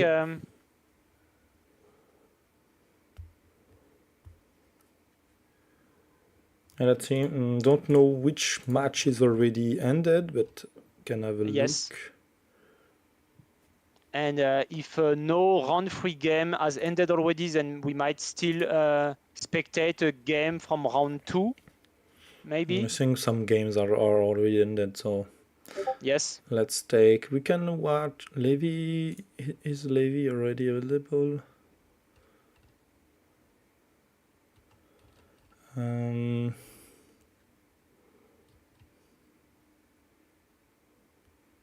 Someone in Twitch chat, Blue Opal Plays, says that he really wants to be spectated. He said, would be cool to see that handsome devil Blue Pal plays so handsome.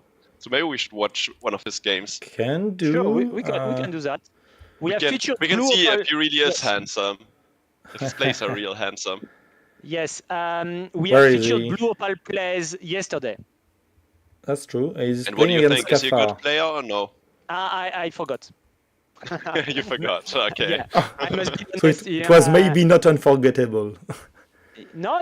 I mean, we have spectated like many different games yesterday, and I have rewatched some of them. I mean, some excerpts from yesterday's streaming, but not all 4 hours. Oh, Blue Opal just added, I forgot to mention, meaning he's not that good. Oh, I see. So maybe he wants us to point out his mistakes so that he can learn from them? Or maybe he's just playing it low, so then we are really impressed when he turns out to be good. Maybe that's Could be. Yes. We need to check. Now we need to check. I want to know. Okay. But I don't know what is his in-game name. That's the issue at the moment. Oh, it is Blue Opal Plays. Blue Opal Plays, yes. No, in-game? Against Kavar. I'm not #9. Let me check. I mean, we have to... Yeah, okay. Against who? To players teasing us, right? Right? No. Yes.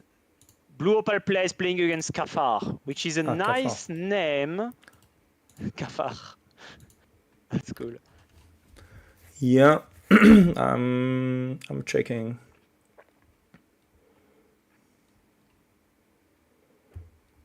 I don't know if it started playing, did they? Well, I think they did. I mean, round 3 has started several minutes ago. Right? Yeah.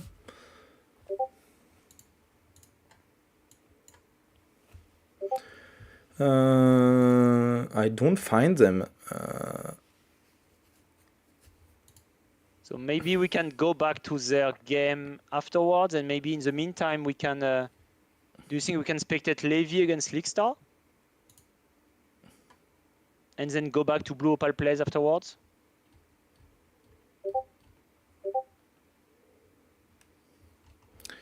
Let's take. I will take one game that should be ended. I think so. Vaale. Yeah. Let's run a game. It's Yoshi against Vaale. We spectated Valhalla yesterday, right?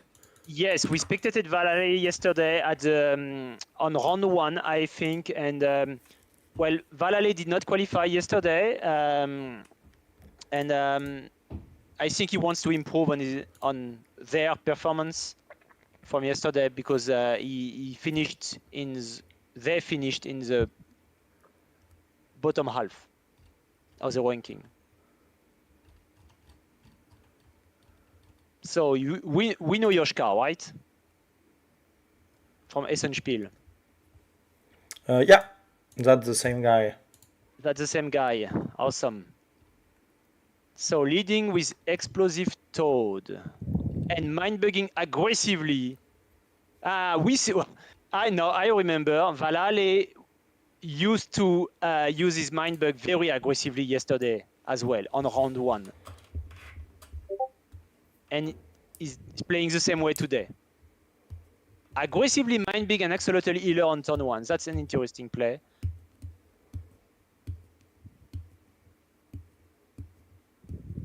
I don't think I would have done that, but all right. I think the interaction between Deathweaver and the Alpha is quite interesting, because the Alpha is one of the only cards that has a negative play effect. So Yes. it has a play effect that you don't want to trigger. Mm-hmm. Oh, but And no, now, it exactly, won't that's what I wanted to mention. If he plays the Deathweaver, it's very likely that Yoshi uses a mind bug, and then he can just play the Alpha for free if he opts to.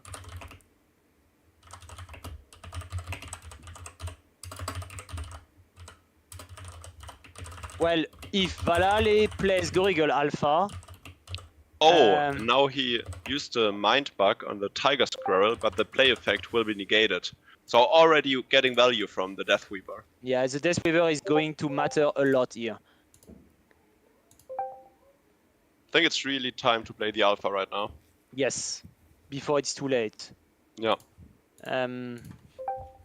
So of note, Kangasaurus Rex has no effect. Gorigol Alpha, no play effect, as you mentioned, Raphael. Yeah, you have to go for it. You have to go for the Gorigol Alpha here. Of course, Yoshi can use a mind bug to take control. Of the Gorigol Alpha, yes, losing one life and having a big hunter on the board. But I mean, this is a risk that Valhalla could go for. So Explosive Toad here got blocked by Turf the Surfer. That's what Valhalla wanted, right? I think Valhalla wants to. Oh, okay. He got rid of the Deathweaver. Yeah, because he values Kangasaurus Rex probably a lot. I'm not sure why, but or maybe he missed the interaction of the favorable interaction of his Gorigol Alpha with his opponent's Deathweaver. Maybe he missed it. I think so. Yeah. I think so. Mm-hmm. So so that's cool that we are spectating that match, because maybe Valhalla can learn this interaction when he watches the match again. Yeah, maybe he's in the chat and watching the stream. Yes. So the only answer that Valhalla has for the Snail Hydra right now is the Majestic Manticore.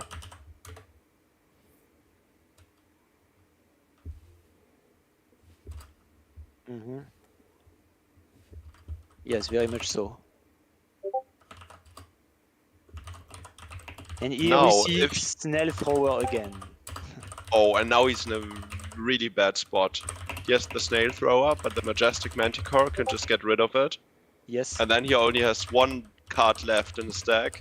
And it's not an answer to the Snail Hydra. So Snail Hydra is probably gonna win the game. Pretty sure about it. Okay. I don't see what Valhalla can do here.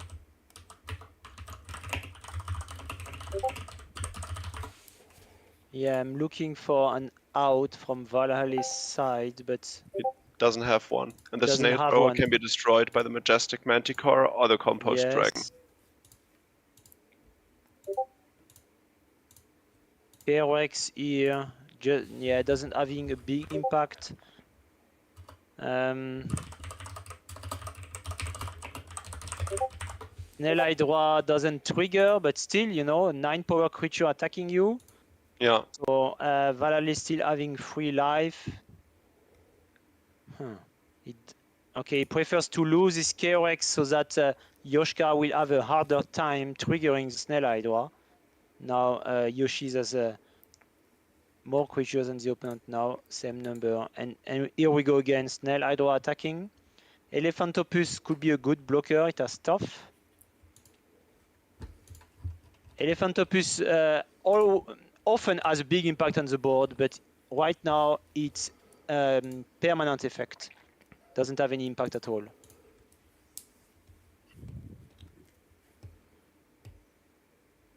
And let's not forget that if Yoshi's were to lose a life, then Berserker comes down.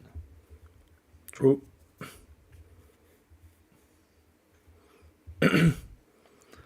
Snail Hydra for the win. Oh Yes. yeah, that's it. Huh? I don't think you can do Exactly. anything now because Now maybe Snail Hydra no, is maybe you can jumping. trade everything. Then the Snail Hydra will not be able to activate. But if you play anything else, then it will be defeated by the Majestic. Yes. So basically, Valhalla is doomed in both situations here. Yeah. That's how Snail Hydra can lock a game, basically. And by the way, Yoshi has another Snail Hydra in hand, just in case. Awesome. Yes. Just to make sure. And a Shark Dog, by the way. And a Shark Dog. I like his hand. I mean, he has a lot of fallbacks, you know. Rhino Turtle. All right. So FF. Surrender now. I don't see any game for Blue Opal. So That's don't? weird. yeah, that's why I'm kind of. And who was the opponent? Kafar. Yes. Spelled with a C. CAF. Spelled with a C, so like the French Kafar, but with a double R at the end instead of RD. Yep. So Yoshi's getting that game, winning that game. Yeah, I think this game was not particularly close, but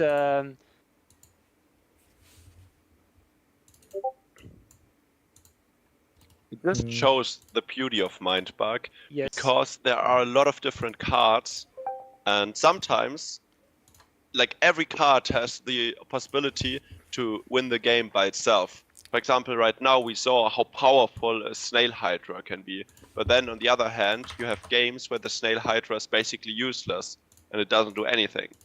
And that's what I really, really like about the game. Yep. That's probably what most people like about the game. I think so. It gives Mindbug a lot of replayability.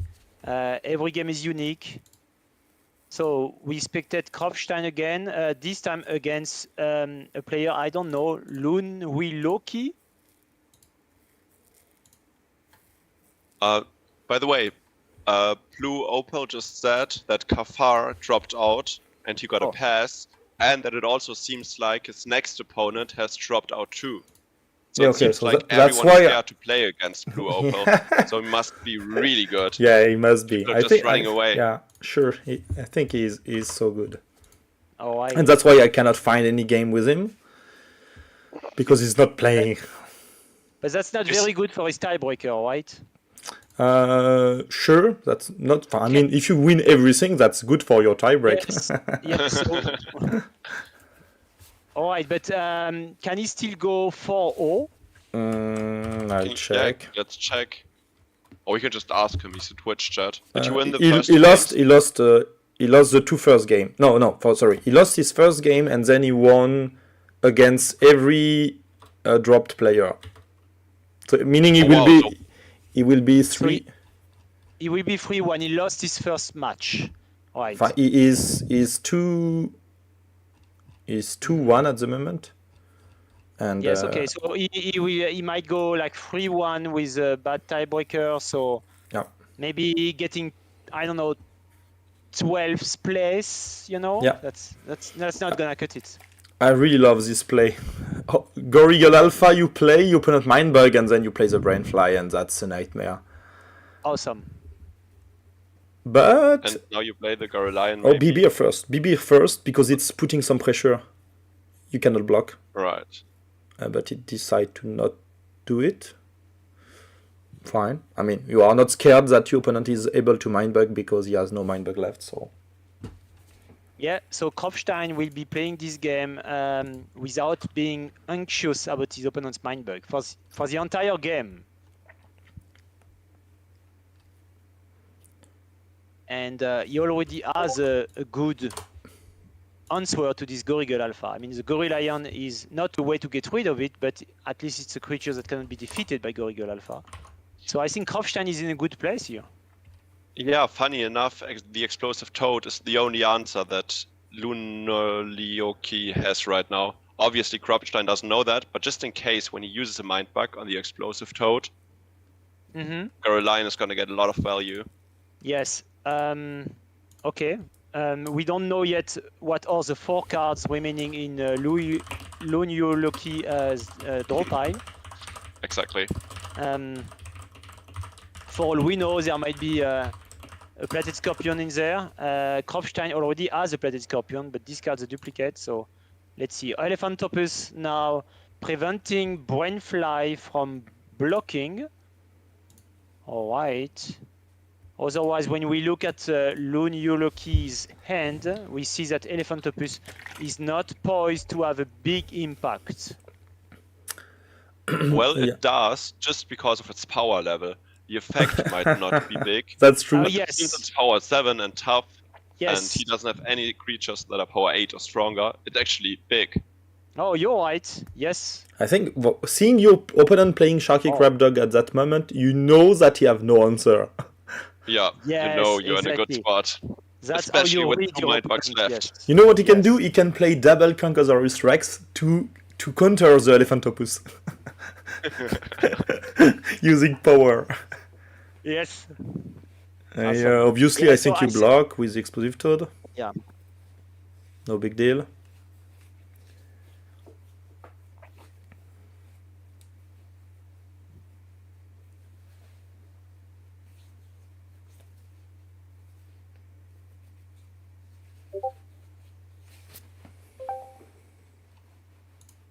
Yeah, so Lunolioki is in a weird spot here. I mean, what do you do? He's hoping to draw a bigger creature in the next turns. He still has 3 cards in his draw pile. He just drew a hungry hamster,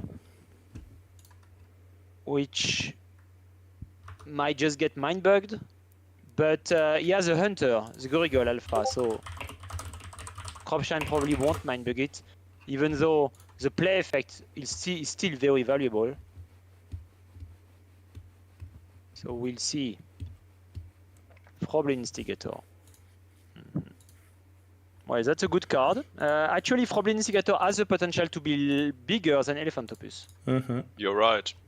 And if Kropfstein opts to use a Mind Bug, then he can just hunt it down with the Alpha. Yes. So that's, I mean, we saw Lunolioki thinking for a couple of minutes here on this play, and yeah. Yeah, I think it's a good play. yeah, that's a good That's play. a good play. It is a good play, definitely. Because now you want to play anything, and then you have a 9 power hunter. Exactly. So So that's Kropfstein nice. going for the attack with Elephantopus. Oh, okay, yes. I think that's the right call to make, because he had to block the Elephantopus, otherwise he goes down to 1 HP and does a Killer Bee. There's a killer Also, bee, he yeah, cannot use the Brainfly to block because of Yes. Elephantopus' effect. And I think he doesn't want to lose his power 5 creature, because Sure. it might come in handy, especially because it counters a lot of sneaky creatures. Yeah. The Mummipus right now doesn't have any keywords, but it has the potential to be very helpful later in the game. Okay.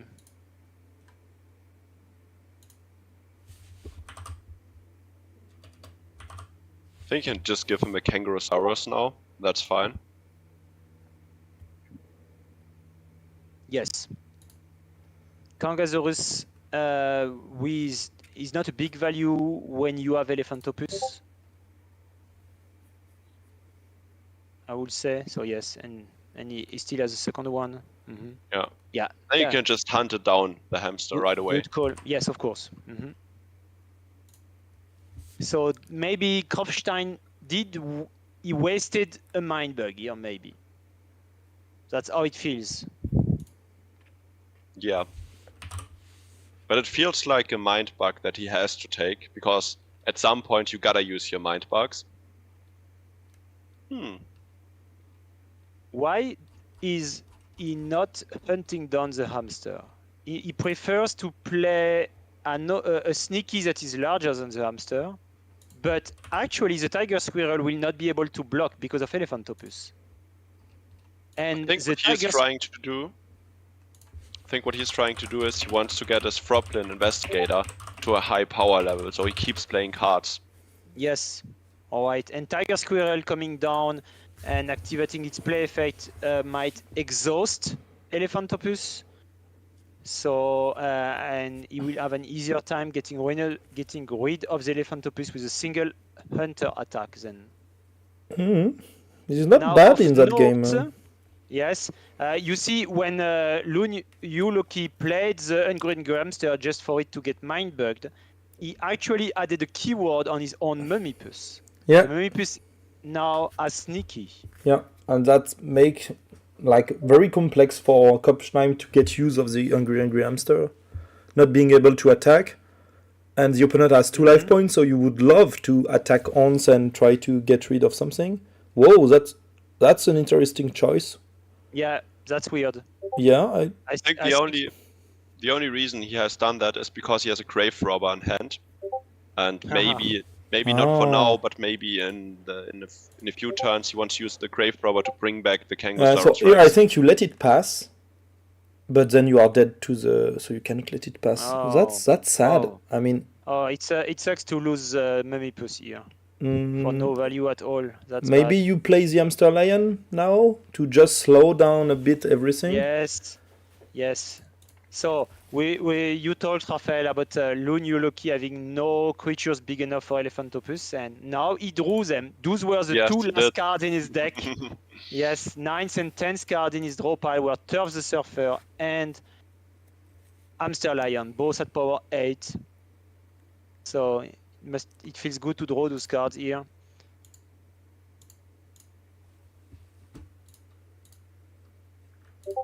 So do you mind bug that Turf the Surfer here? Knowing that your opponent still has 3 cards in his hand? I think yes. Yep, he did it. Mm. Alright, so now both players are out of mind bugs. And they still have plenty of cards to play. Lunuloki has 3 cards in hand, Kropfstein has 5 cards in hand. So what's in Kropfstein's discard pile? It's the Kangarosaurus, and what's the other and card? the Gorilla. The Gorilla. All right. Nice.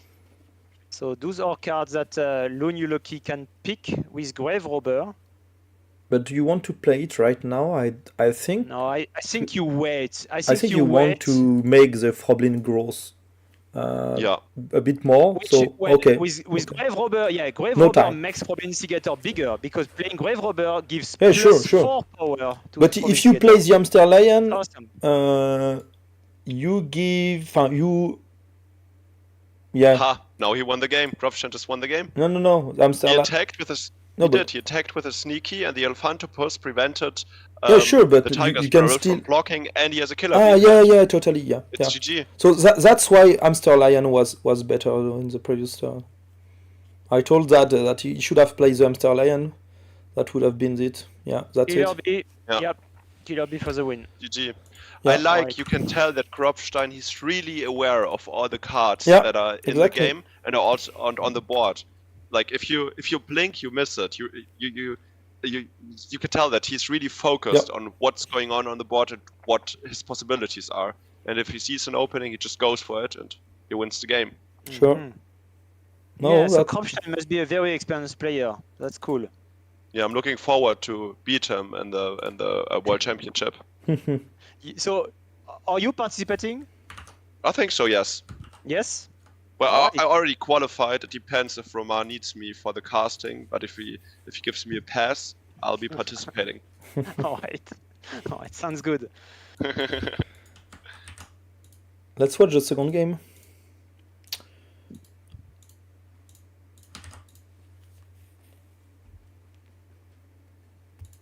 So Kropstein is not yet qualified. Oh, he's not? No, I think. no. Yesterday he did great, but he was like just Really? about Yes. one game about. He Yeah. needed to win any one game in his run, and he was like qualified. Exactly. So it came down to the tiebreaker in the end. Yes. So he's Okay. playing to qualify today. He missed it But- yesterday. Yeah, but today it's looking really good for him, I think. I think so. So Kropstein on the play. We see a Gorilla Lion once again here. Interesting. Oh, Chameleon Sniper. We haven't seen any Chameleon Sniper action today yet. Right, it's the first one. Yep, nice.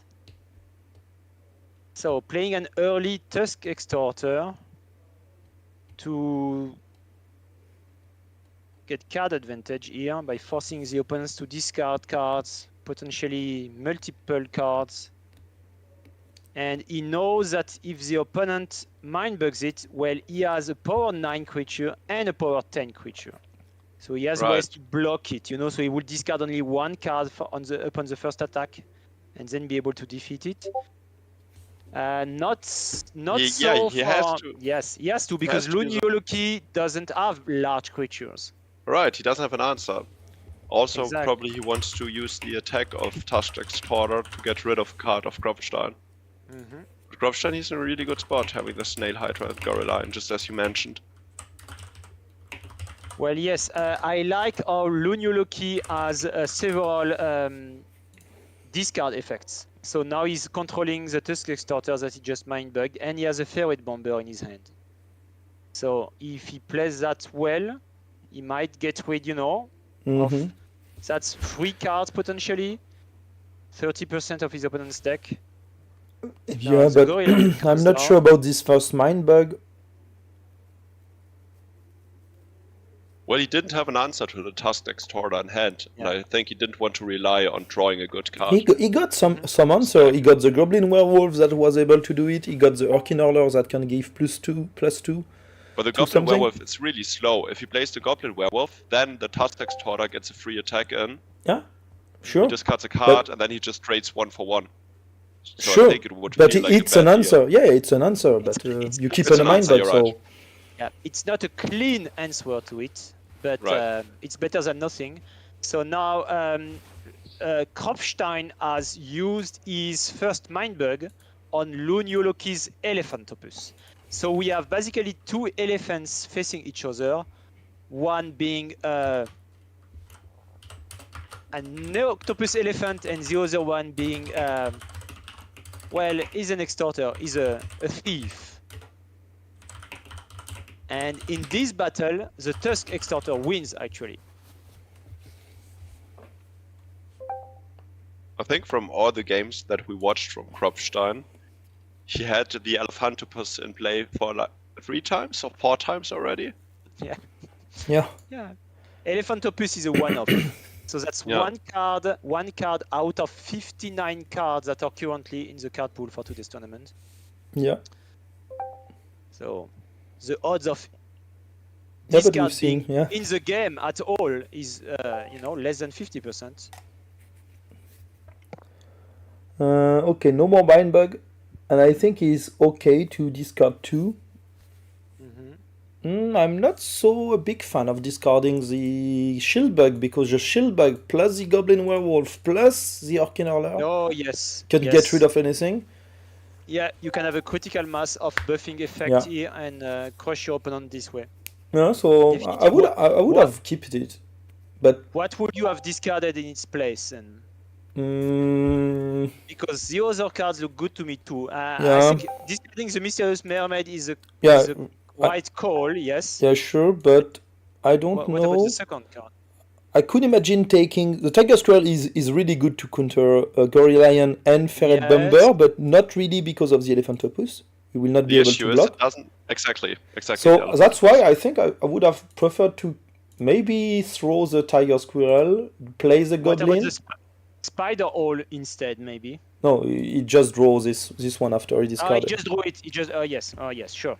He drew the Rhino Turtle and the Spider Hole right now. Yeah. Yeah. So alright. So yeah, discarding the Tiger Squirrel. Yeah.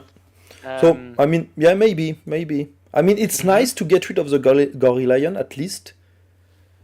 But I don't know. I would love to see slowly but surely taking the board with 11 Power Hunter.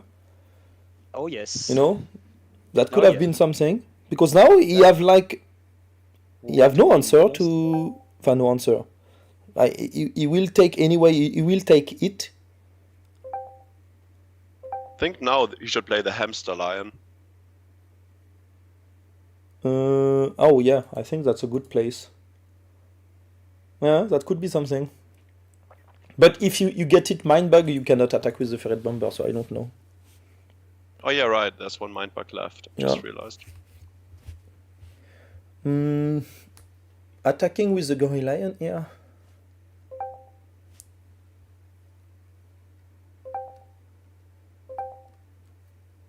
I don't know. Why not just getting rid of one life point with the Ferret Bomber?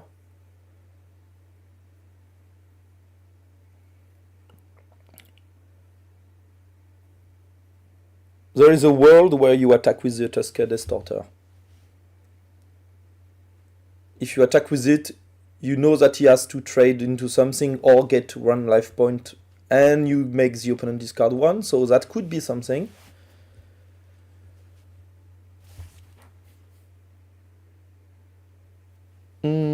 Because now you attack again, and you have, I think you have to trade with the Tusker Distorter.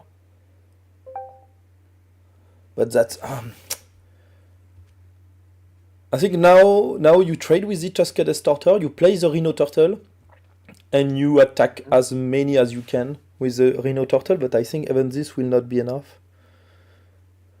Well, Loon Yuloki has to get rid of the Elephantopus at all costs, because look at his 4 out of 5 cards are being will be affected by Elephantopus permanent effects. Yeah, so maybe you're playing Tiger Squirrel first.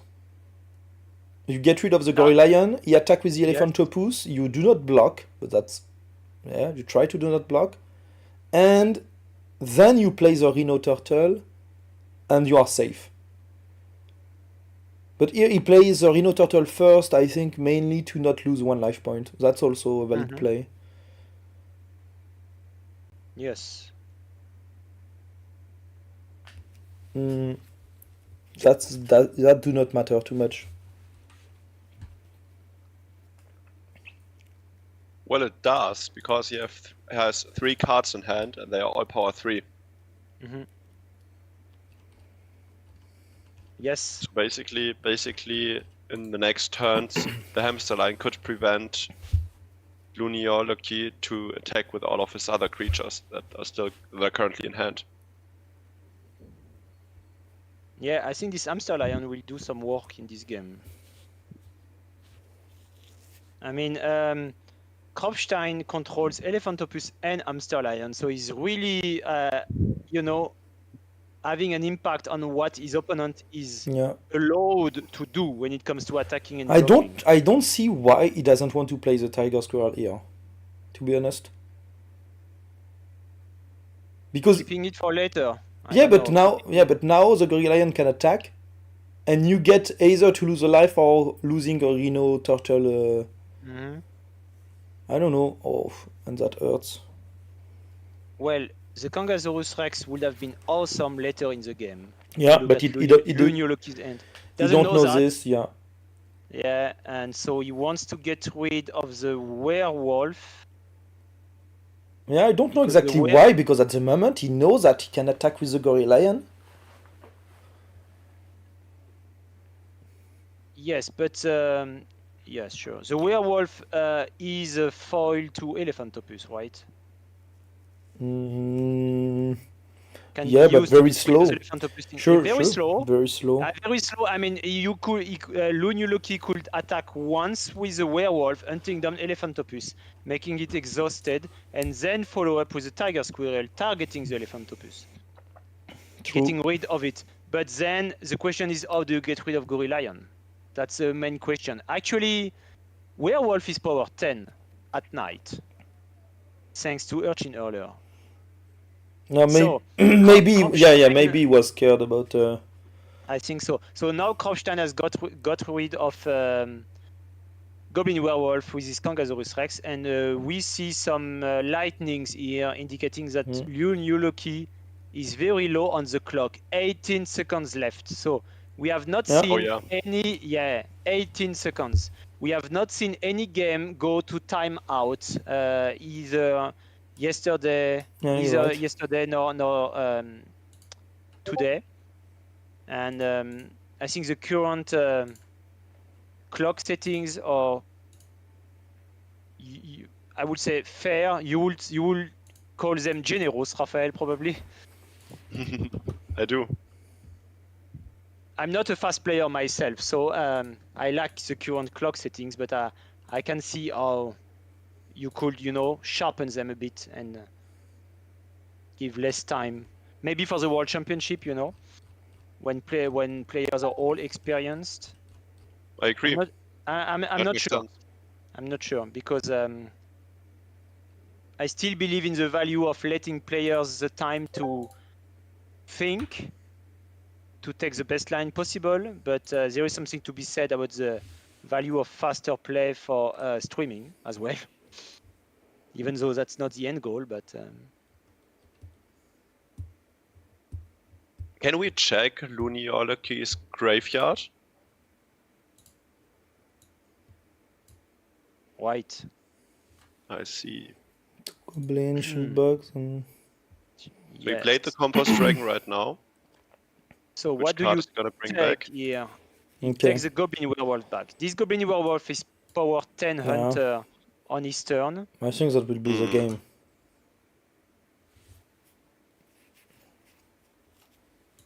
Yes, I think you're right. I think he's gonna win from here. Mm-hmm. He even has one mind bug left. Yes. So Kropstein has like a big buffer of life points. Sitting at 5 life now with the help of Axolotl Healer, plus a second Axolotl Healer in hand. So potentially going to 7 life.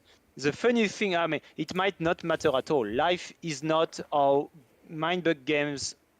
It's not how most Mindbug games are decided. It's how I would put it. But it might still matter. And funnily enough, Lunuluki had a mysterious mermaid in his discard pile. So if he had waited a bit for Compost Dragon, we could have seen both players at 7 life, which is very rare. Yeah, that's right. Exactly. So the life trackers that are included in the retail boxes of Mindbug, they go up to 7. So that you can play double Axolotl Healer and still be able to track it. I've seen a game at Essenspiel where one player had 9 life. And he asked me, how do I do that with the life tracker? The only solution is to buy another copy of Mindbug to get another life tracker, and then you can use both of them. Yeah, that's a good idea. Yes, that was not my answer, but yes. I told him that the first time I see that, which is true. I've never seen it.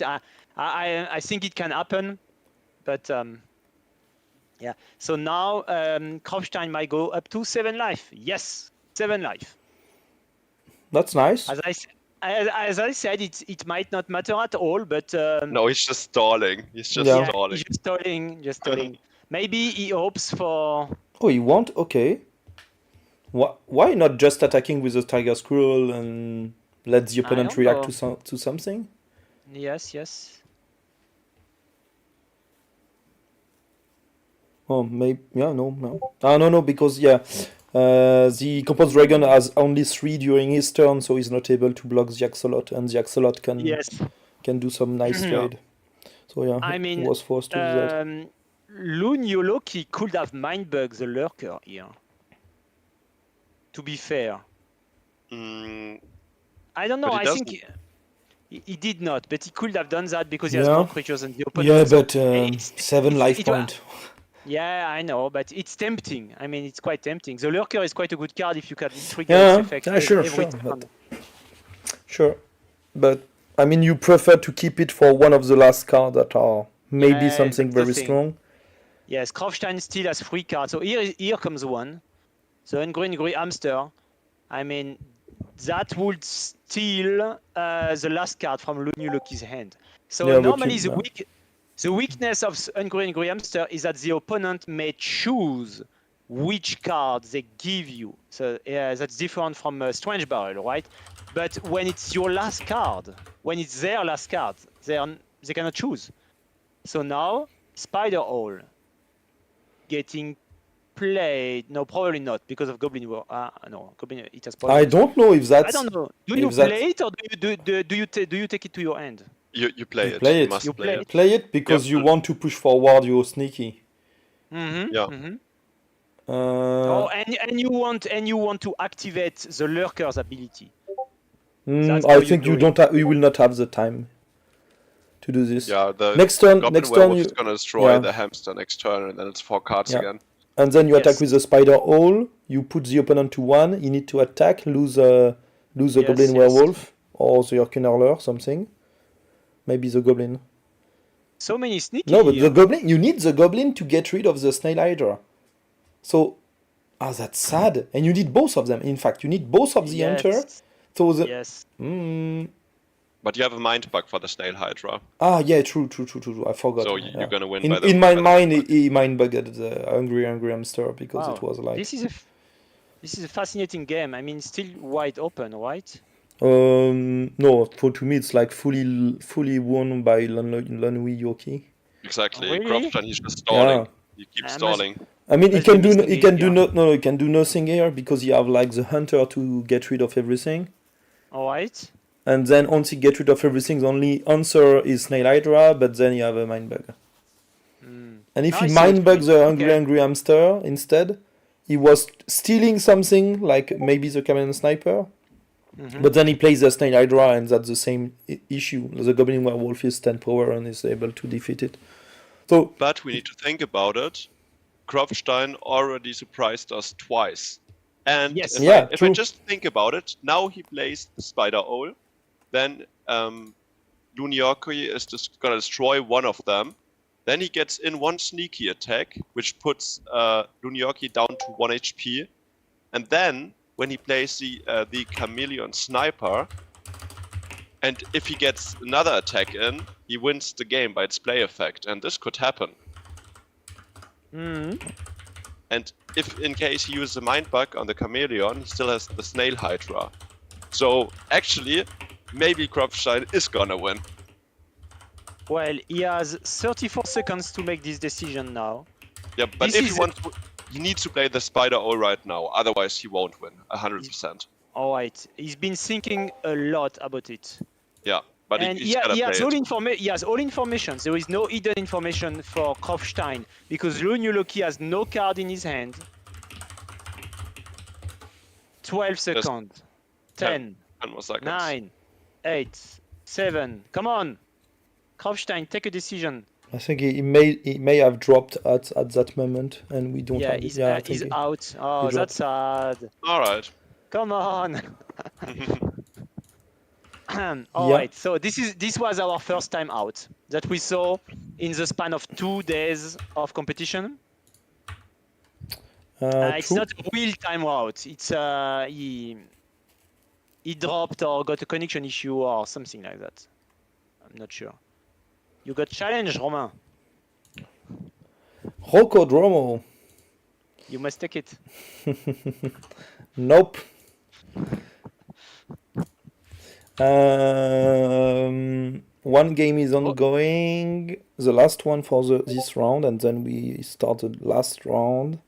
By the way, Grobstein here, he's in the Twitch chat. He said, this game was so difficult, but I think the double lock with Hunters plus Mindbug did me. Yeah, I was thinking if I could win, but I can't at this point, I think. Haha, sorry. But didn't time it out. No, I play until the end. Okay, well, maybe I missed the end of the game because it was the one that was playing. So maybe.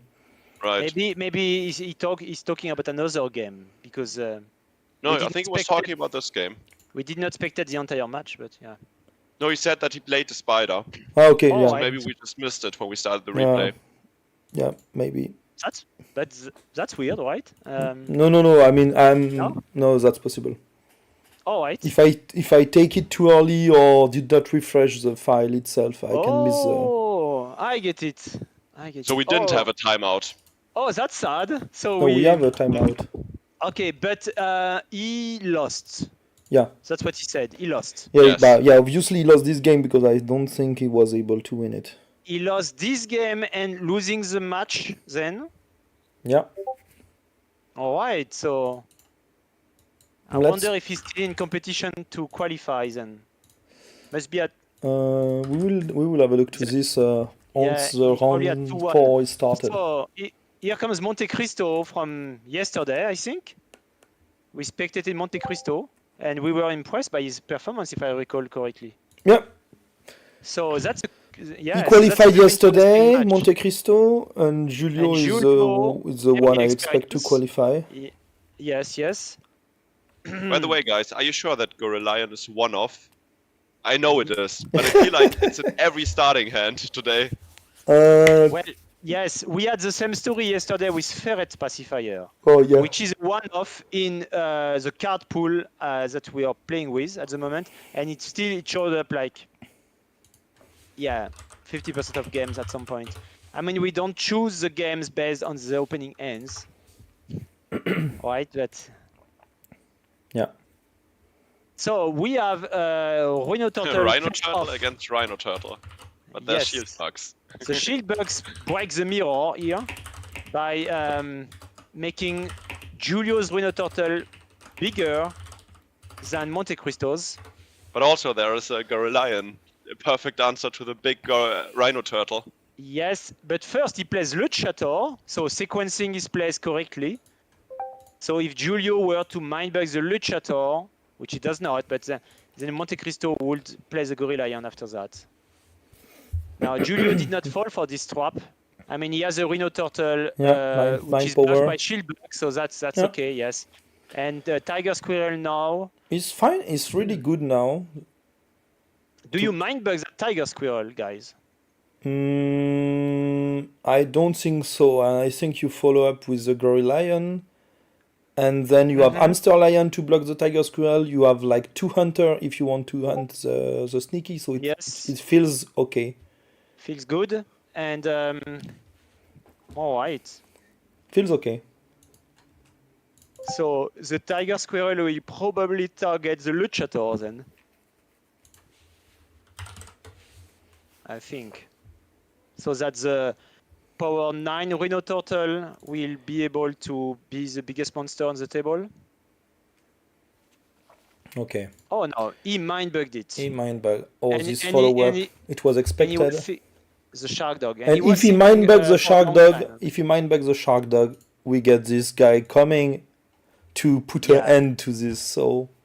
To this nonsense, yes, exactly. So we'll see if Monte Cristo falls for this trap here, because this is a trap here.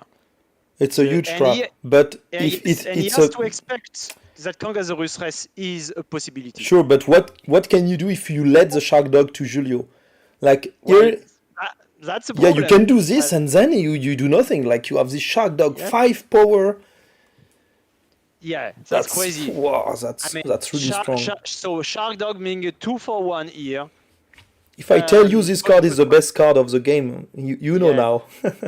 Well, Shark Dog becomes the best card in the game when it is next to Shield Bugs.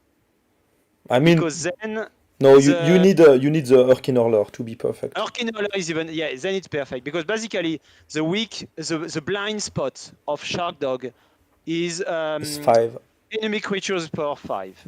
So there are not many power 5 creatures in the base game. There is basically only Explosive Toad, Harpy Mother, and Killer Bee.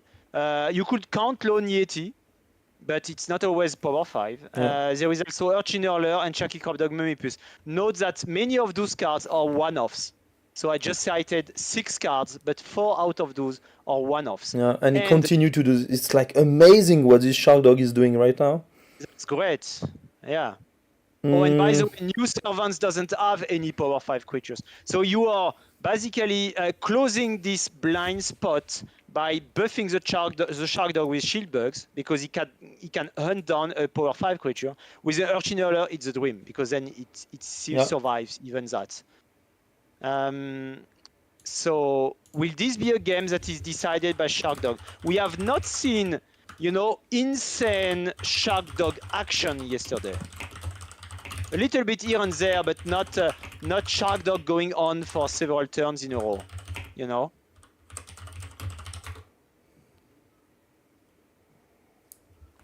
Yeah, and here, what do? I think you block with Shield Bug once, you let pass the other one, or you can maybe block with 2 times with Shield Bug. I don't know. I mean, you can take one life, removed 1 life because of the Axolot Healer you have in hand. So I think the other one you can. Oh no, can you I decide? think it's actually good to lose the shield bugs because you want to play the Snail Hydra now. Oh, Yes, actually. and Shark Dog is getting rid of both creatures here. Yeah. I mean, this Shark Dog got rid. That's crazy. By the way, guys, Best card in the game. I'm wearing the Shark Dog T-shirt here. The best T-shirt ever, Oh yeah, I right? can tell. Yeah.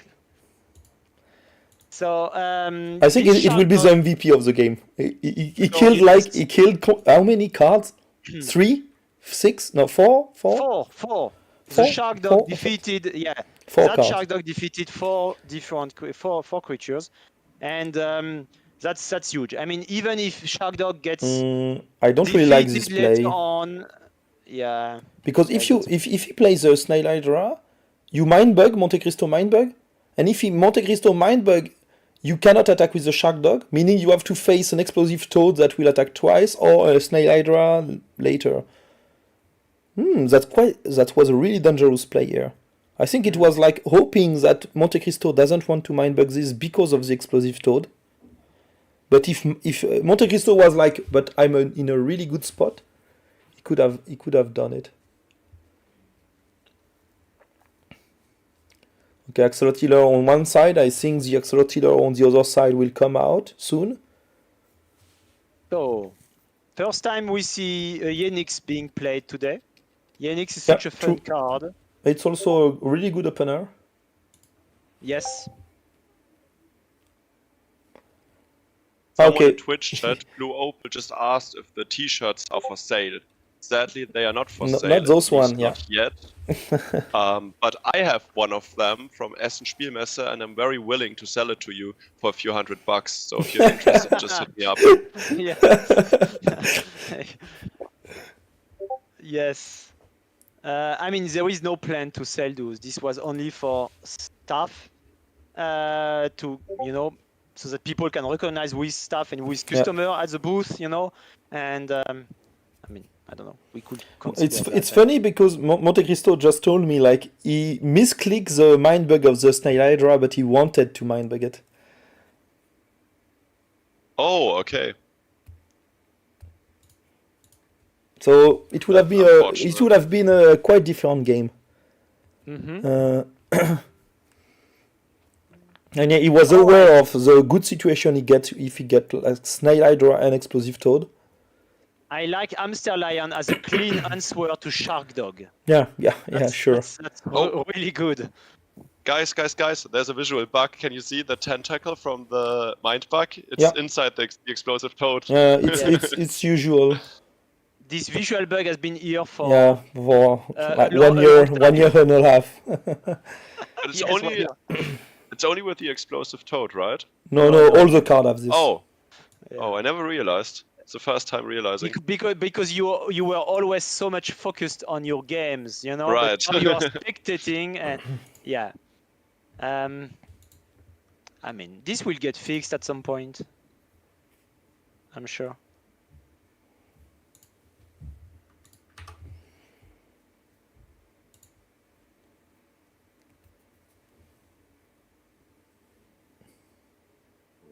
So it's a little bit sad to see this shark dog being rendered inoffensive by Hamster Lion. I would have And 2 rooted explosive for, toad. the shark dog being, you know, wrecking rampage Yeah, everywhere. it can come later, but true. But yeah, so it could good. come later. I mean, explosive toad is also a good answer to shark dog by virtue of being a power 5 creature. Yeah, sure. So it can block the shark dog. So what do you defeat right now?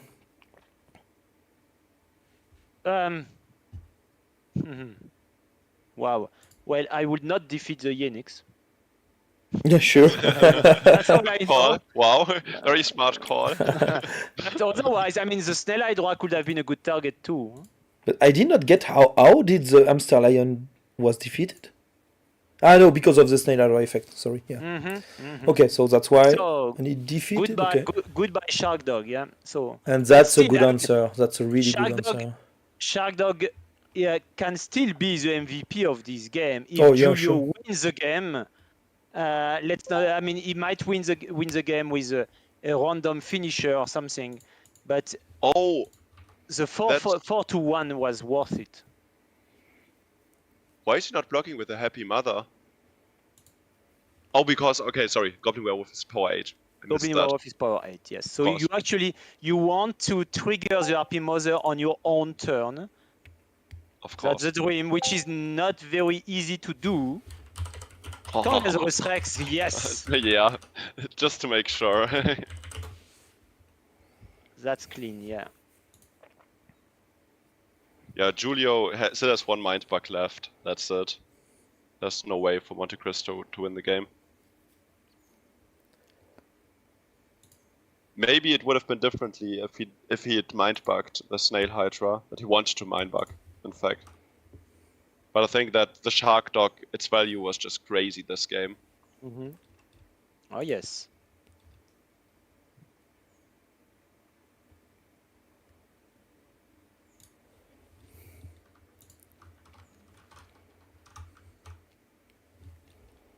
So it's not like Monte Cristo has a lot of options here. Either you play the Gorilla Lion or you play the Plated Scorpion. Usually, on your turn, on the turn of Mindbug, you have like 10 options. 10 options is a bit much, but when you have 5 creatures on the board and 5 creatures in your hand, you basically have 10 options. Here only 2, so the Gorilla Lion coming here in the late game, trying to apply pressure, Axolotl Healer as a good blocker to it, and now comes the Snail Hydra, which is still amazing, even though the attack trigger might not resolve. It's still a power 9 creature, right? So, yep. And that's a win for Julio. Yeah, GG. GG. Played well well. played. Played well. Can have the second game of this. I just started the round 4, so So, I Julio can show could you. still- Yeah. Do you think Julio could win the tournament?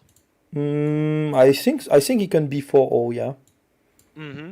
And I don't know who is facing, so yeah, let's show a bit about the current status. All right.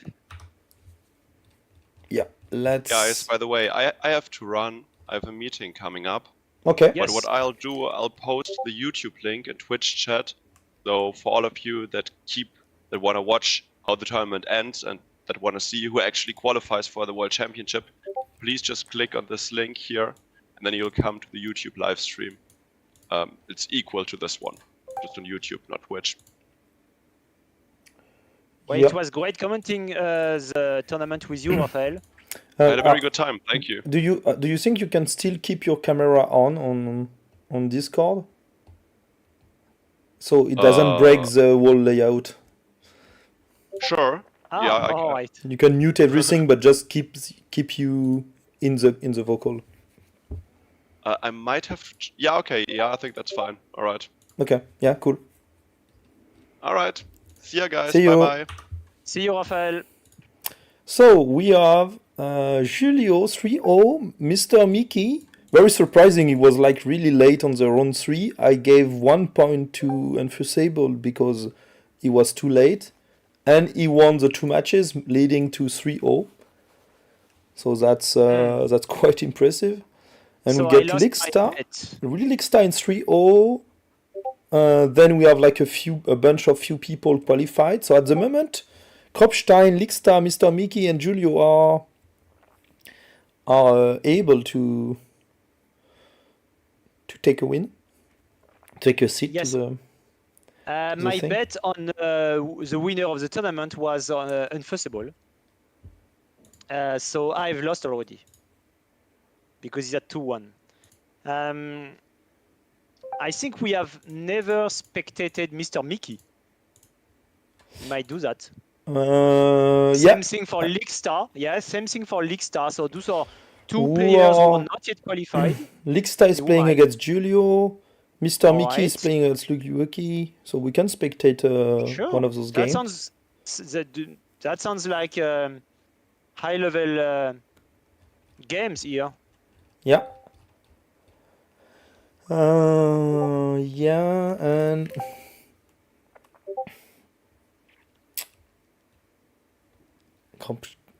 Kropstein is still able to take the win, but he needs to win this one. He really needs to win it.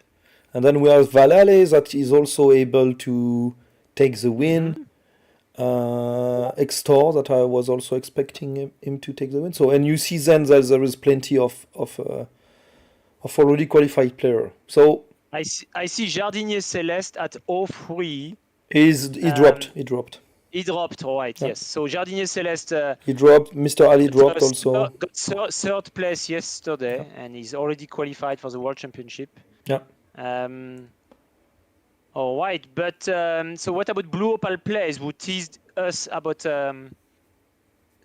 streaming his games? Is he? He's playing against Curious Phase. That's an option. Yeah, I think those can be two good players. We'll need to wait a few more minutes in anyway to get a first match. We can maybe look at one of the previous round match. Yes. Sure.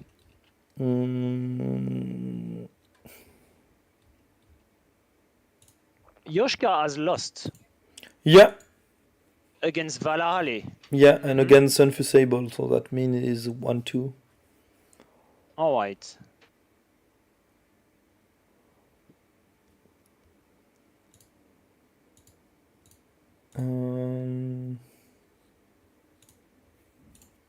Okay, so for the sake of diversity of play patterns, I'm really looking forward to see. There are a few cards that we haven't seen yet today, basically, and which one? we have not seen. We have not seen a Power 10 Lone Yeti yet. You know, something like that. Yeah. We have not seen a bee bear in action, like, you know, a bee bear that cannot be blocked, you know, something good like that. We have seen plenty of Gorilla.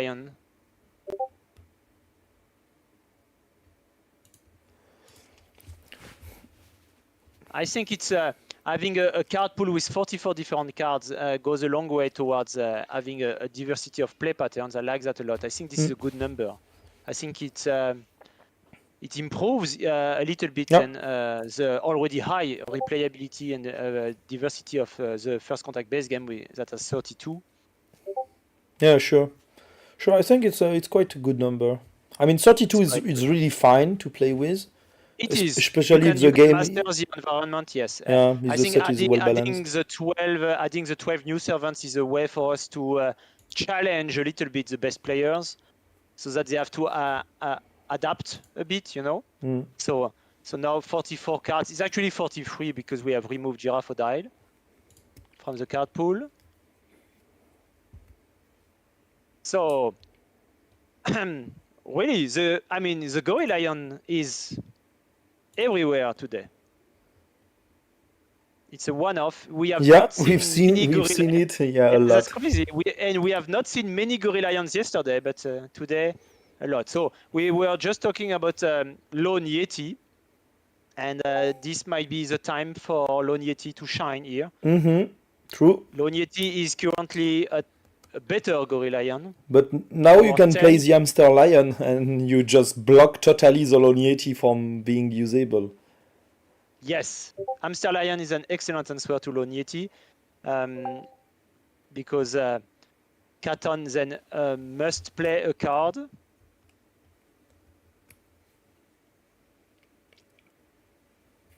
So we are spectating Bigfoot against Katon, two players we have not spectated yet. So that's cool. All right. So Katon decides to mindbug the Hamster Lion. So now the Lone Yeti is not alone anymore, but the Gorilla Lion. I think he was too scared to not attack. being able to manage the Hamster Lion. Yes. The Hamster Lion can be very annoying, and especially with this hand. I Sure. don't know exactly what you can do. You can still play the Strange Barrel. That is like stealing card and hope for the best. I like how Bigfoot was holding both Hamster Lion and Ferret Pacifier in his hand. I really like playing the Shark Dog at the moment. Cards. Mm-hmm. I really like playing the Shark Dog next turn for Katon. Because if Gorilla Lion is attacking... No, I think you don't want to attack just because the Lone Yeti will trigger, so... you will have to basically play something. And playing the Shark Dog is quite nice because you know that it cannot hunt the Yeti.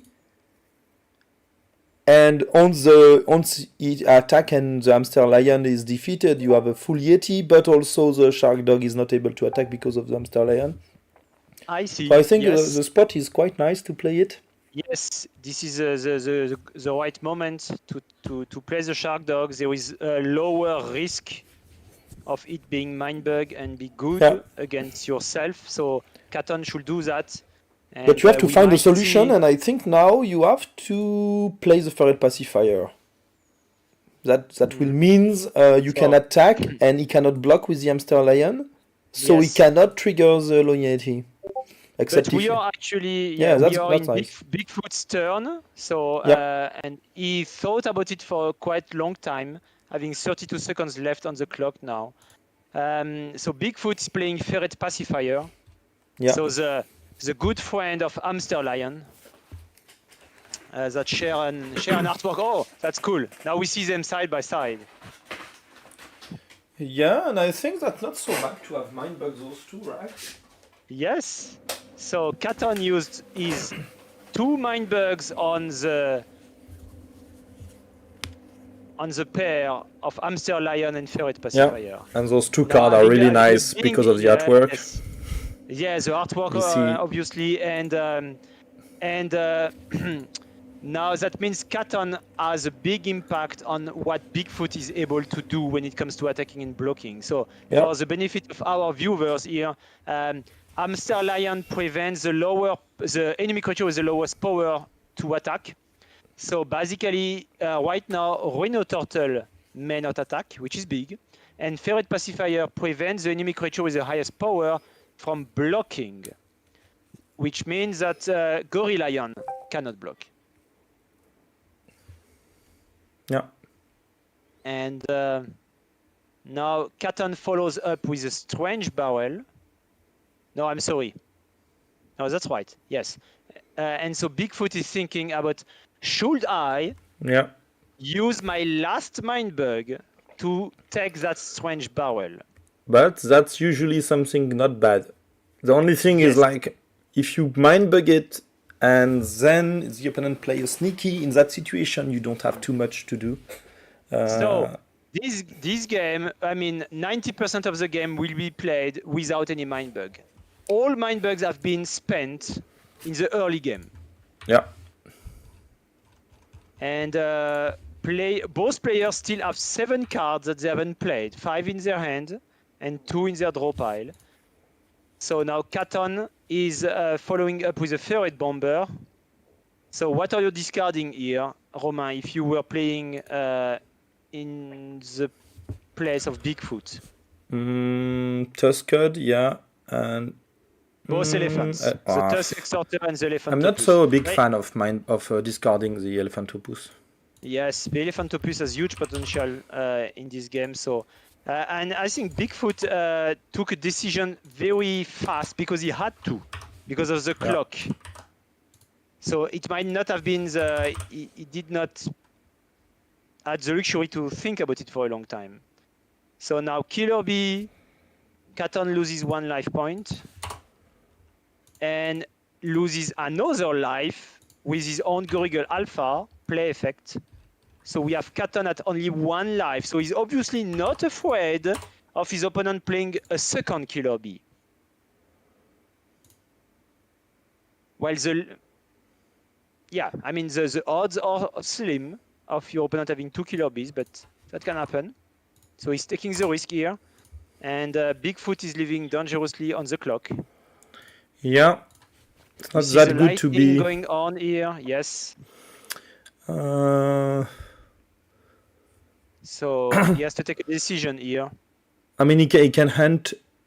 He can hunt down the I think that's the the Ferret Pacifier. Sounds I would say is the Ferret Bomber because the Ferret Bomber. because you will be dead by the Ferret Bomber very soon. Yes. No, you're right. 6 seconds, 5 seconds, 4. Okay. Rhino Turtle is attacking. 6 seconds left on the clock. Wow, this is intense. Yeah. And the clock will continue counting down when he takes the decision to cancel Frenzy or to attack again. Maybe we'll have just a small bump from 6 to 10, something like this. All right. I mean, we'll have basically you have 10 seconds to do any move, even if you have less. Or it's 7. Maybe it's 7. I think it was 7. 7 seconds. Okay, I see.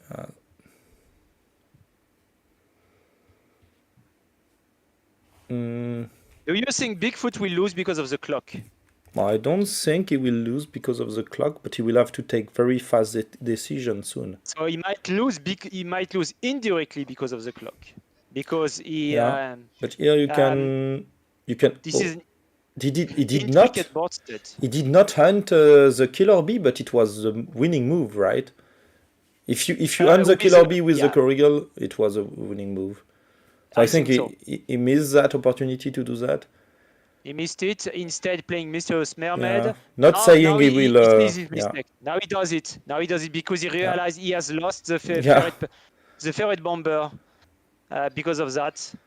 Yeah, because previous turn, he was attacking with the Rhino Turtle. So maybe he say, "Oh, it's safe. He doesn't want to do this."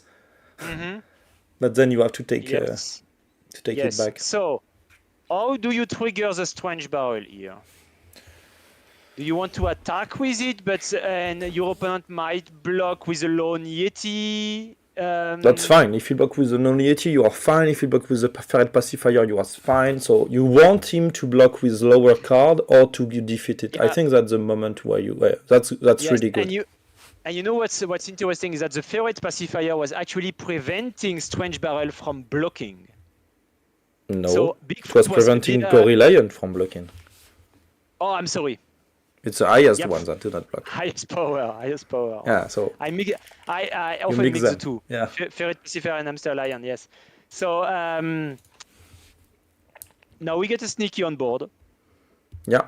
And there is no other sneaky, but that doesn't mean that Bigfoot doesn't have any answer here.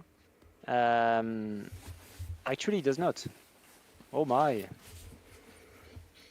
No, I think No, he can have one if he mindbug the grave robber to play the hamster lion. No, there is no mindbug left. They have all been spent. So he need to mindbug the hamster lion. But there is no mindbug left. I mean, no mindbug. Like you play the grave robber. Oh, the grave robber, you mean? I'm sorry. And the you. Yes. You play the grave robber. Yeah. So he's going for it. Yeah. Yeah. Good catch, Romain. Okay. That was it. So and that was one of your moves.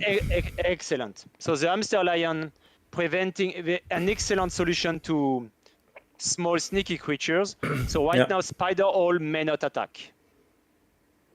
Yeah. And now it's even worse. I mean, if you say so, if you look at it like that, spider hole and shield bugs cannot attack. Yeah, but next turn you play the shark dog, you attack with it, you defeat the hamster lion, and that's it. Yeah. I mean, the shield bugs was not planned to attack anyway, but. I mean, I don't know why he played the shield bug instead of the shark dog, but. Well, maybe because of hamster lion, like when the spider hole is gone, then the shark dog cannot attack, so he prefers. I don't know. Maybe he wants. I think Catan is playing the long game here, and he expects Lognetti to. No, that doesn't work. I'm sorry. Yeah. No, you cannot have a 11 power Lognetti because then it's not alone. So. Shark dog coming down. So as we know, shield bugs and shark dog are good friends. But the problem is, Bigfoot doesn't have a small creature that shark dog could hunt. So shark dog can still be used to defeat, a gorilla lions, something like that, or a hamster lion. But then it gets blocked. So he cannot do that again on the next turn. So what Shark Dog really needs here is it needs a small and a big creature so that he can do a 2-for-1 and redo the same thing on the next turn. And maybe Catan expects Shark Dog having an impact on Bigfoot's plays for the rest of the game because then he could not play, for example. Yeah, but you want to win with the sneaky at that point, so. Exactly, and you cannot win if you do not do that, right? You have no option, no other option. If you cannot attack with the spider hole, your opponent will just attack with everything he can. Yes. So you have to do it.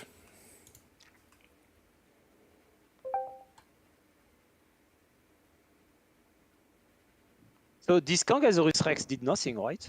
No. That's sad. I mean. Bigfoot is holding 3 small creatures that all have the tough keyword. So Kangasaurus Rex will not have had a big impact on those as well. Rhino Turtle for the attack here.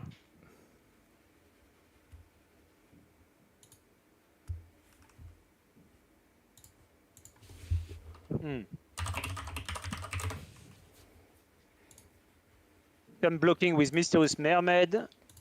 The second attack going on.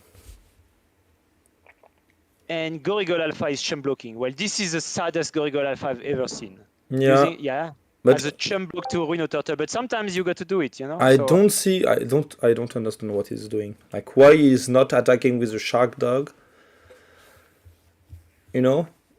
Well, I think he's not seeing that he's being greedy. He's being greedy and he's being waiting for Bigfoot to play a good hunt target, something like that, but that won't happen. Yeah, now he heard you, Romain. So Catan is attacking with Shark Dog. Finally. Probably, so cancelling Hunter, or do you still use Hunter? I mean, what do you do? Do you usually your opponent choose? What? Okay. So he planned to win with the Lognetti. That's very unexpected. But he will lose because of the Berserker and the Plated Scorpion. So that's the game. Yes. That's it. So Bigfoot to take the win on this. Not do a lot, but Berserker will be bigger than Lognetti, yes. So that's cool because we had this distance fight of the biggest creatures in the game. You know, Gorilla Lion, Lone Yeti, Berserker. That's fun. Each of those 3 creatures is a one-off into the card pool. Yeah. So Rhino Turtle attacking again.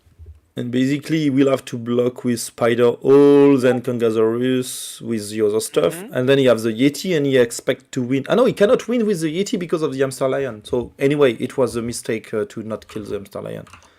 Oh, yes. So he will lose. Yeah, if he triggers the Yeti, that's it. Yes. So and maybe he missed that, you know? I mean, Hamster Lion right now is making Spider Hole unable to attack. He knows that. One he knows that, right? He knows that, but this is something you can easily miss. I mean, not you, Romain, because you're experienced at the game, but Spider Hole being unable to attack, sure, that's a known factor. Now that Spider Hole is out, now Kangasaurus Rex cannot attack, and no, that's not true. Lone Yeti cannot attack because it's power 5. Oh. But if Kangasaurus Rex dies, then Lone Yeti cannot attack. So 10 power Lone Yeti that is unable to attack. That's what's happening now. And now that's it. But he don't have to.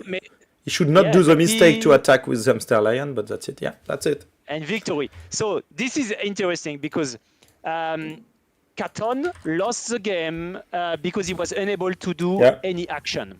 But having a card yet. Yes. So Hamster Lion was finisher, so to say. So no RP Mother in this game. Yeah. So Blue Opal wanted us to one of the match we wanted to see. This is the one, okay, against Curious Phase. So Ferret Pacifier, turn 1 Ferret Pacifier. This is a regular play pattern we saw yesterday as well. What I want to see is someone mind bugging that on turn 1. True. Yes. So Blue Opal, you wanted to impress us, but that's a missed opportunity, dude. Come on. So if you mind bug the turn 1 Ferret Pacifier and your opponent follows up with anything, then you can attack.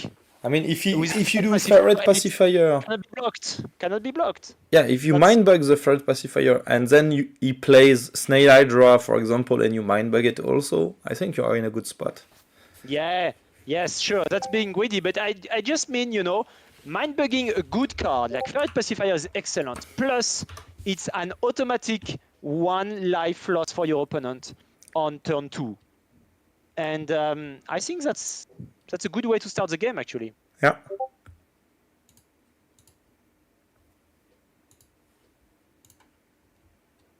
And this is the only card that enables this deterministic turn 2 life loss. I mean, Elephantopus cannot do that. You know, only Ferret Pacifier, basically. This exact scenario. So, we now have a Goblin Werewolf here. And an Explosive Toad on Curious Phase board. Alright. So Curious Phase used the Mind Bug already. Goblin Werewolf is going for the hunt, for the night hunt. Power 8 Hunter, hunting the Ferret Pacifier as expected. Yeah. But now you attack twice with the Explosive Toad, and that's really good. Yes. That's where the Frenzy keyword and Explosive Toad really shines. And it doesn't come up always. I mean, it comes. It's good on when the board state is almost empty. Yeah, or it means creatures. When you really need to defeat something before you attack, and then you can just attack multiple times. I like that. Now, Explosive Toad for the Frenzy attack, and Blue Opal goes down to 1 life. Still 2 Mind Bugs. But yeah, it can play anything, it will be defeated. So you have to play. Maybe the Yenix is the best player. Oh, okay. He's going for Count Draculich, even though he has 1 life left. No, I think it's maybe even better because Yenix, you may do something with it. The Count Draculich, you cannot do anything with it. The thing is, he's probably playing. Yes, he's playing the creature that his least favorite creature, basically, because he knows that he might get defeated by Explosive Toad. It will get Yeah. be defeated by Explosive Toad, defeated trigger. So it's getting rid of the Count Draculich, basically. All right. And what do So you that's play now? I don't know. Snail Hydra is maybe a good out. Because if he plays Snail Hydra, you can attack with Explosive Toad, and you defeat the Snail Hydra. And you know that the Count Draculich anyway will not be attacking. Yes. So both players are holding Snail Hydra in their hand, not knowing that the opponent has the same. Snail Hydra is a 2-off. But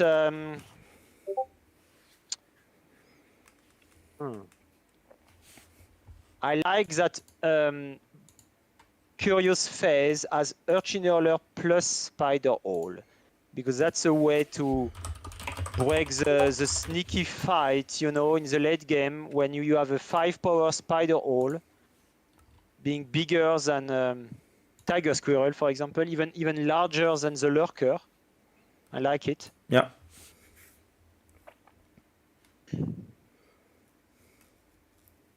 So Curious Phase thinking about it, and he plays Grave Robber.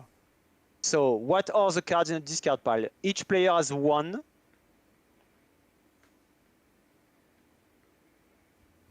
And Blue Opal thinking about mind bugging is that. So there is a Goblin Werewolf and a Ferret Pacifier. Okay, so Grave Robber got Goblin Werewolf in the opponent's discard pile. Turn the Surfer is a follow-up play from Blue Opal. Yeah, I don't know exactly what you can do because, yeah, I mean, okay, that's okay to attack with the Count Draculich right now. So you will remove one blocker. But then you need to, I mean, I think if he attack, he may want to attack the turf. Yeah. Because turf can attack every turn. I would have hunted down the Turf the Surfer as well, because Count Draculich is no threat here. The Count Draculich is cannot attack. Yeah.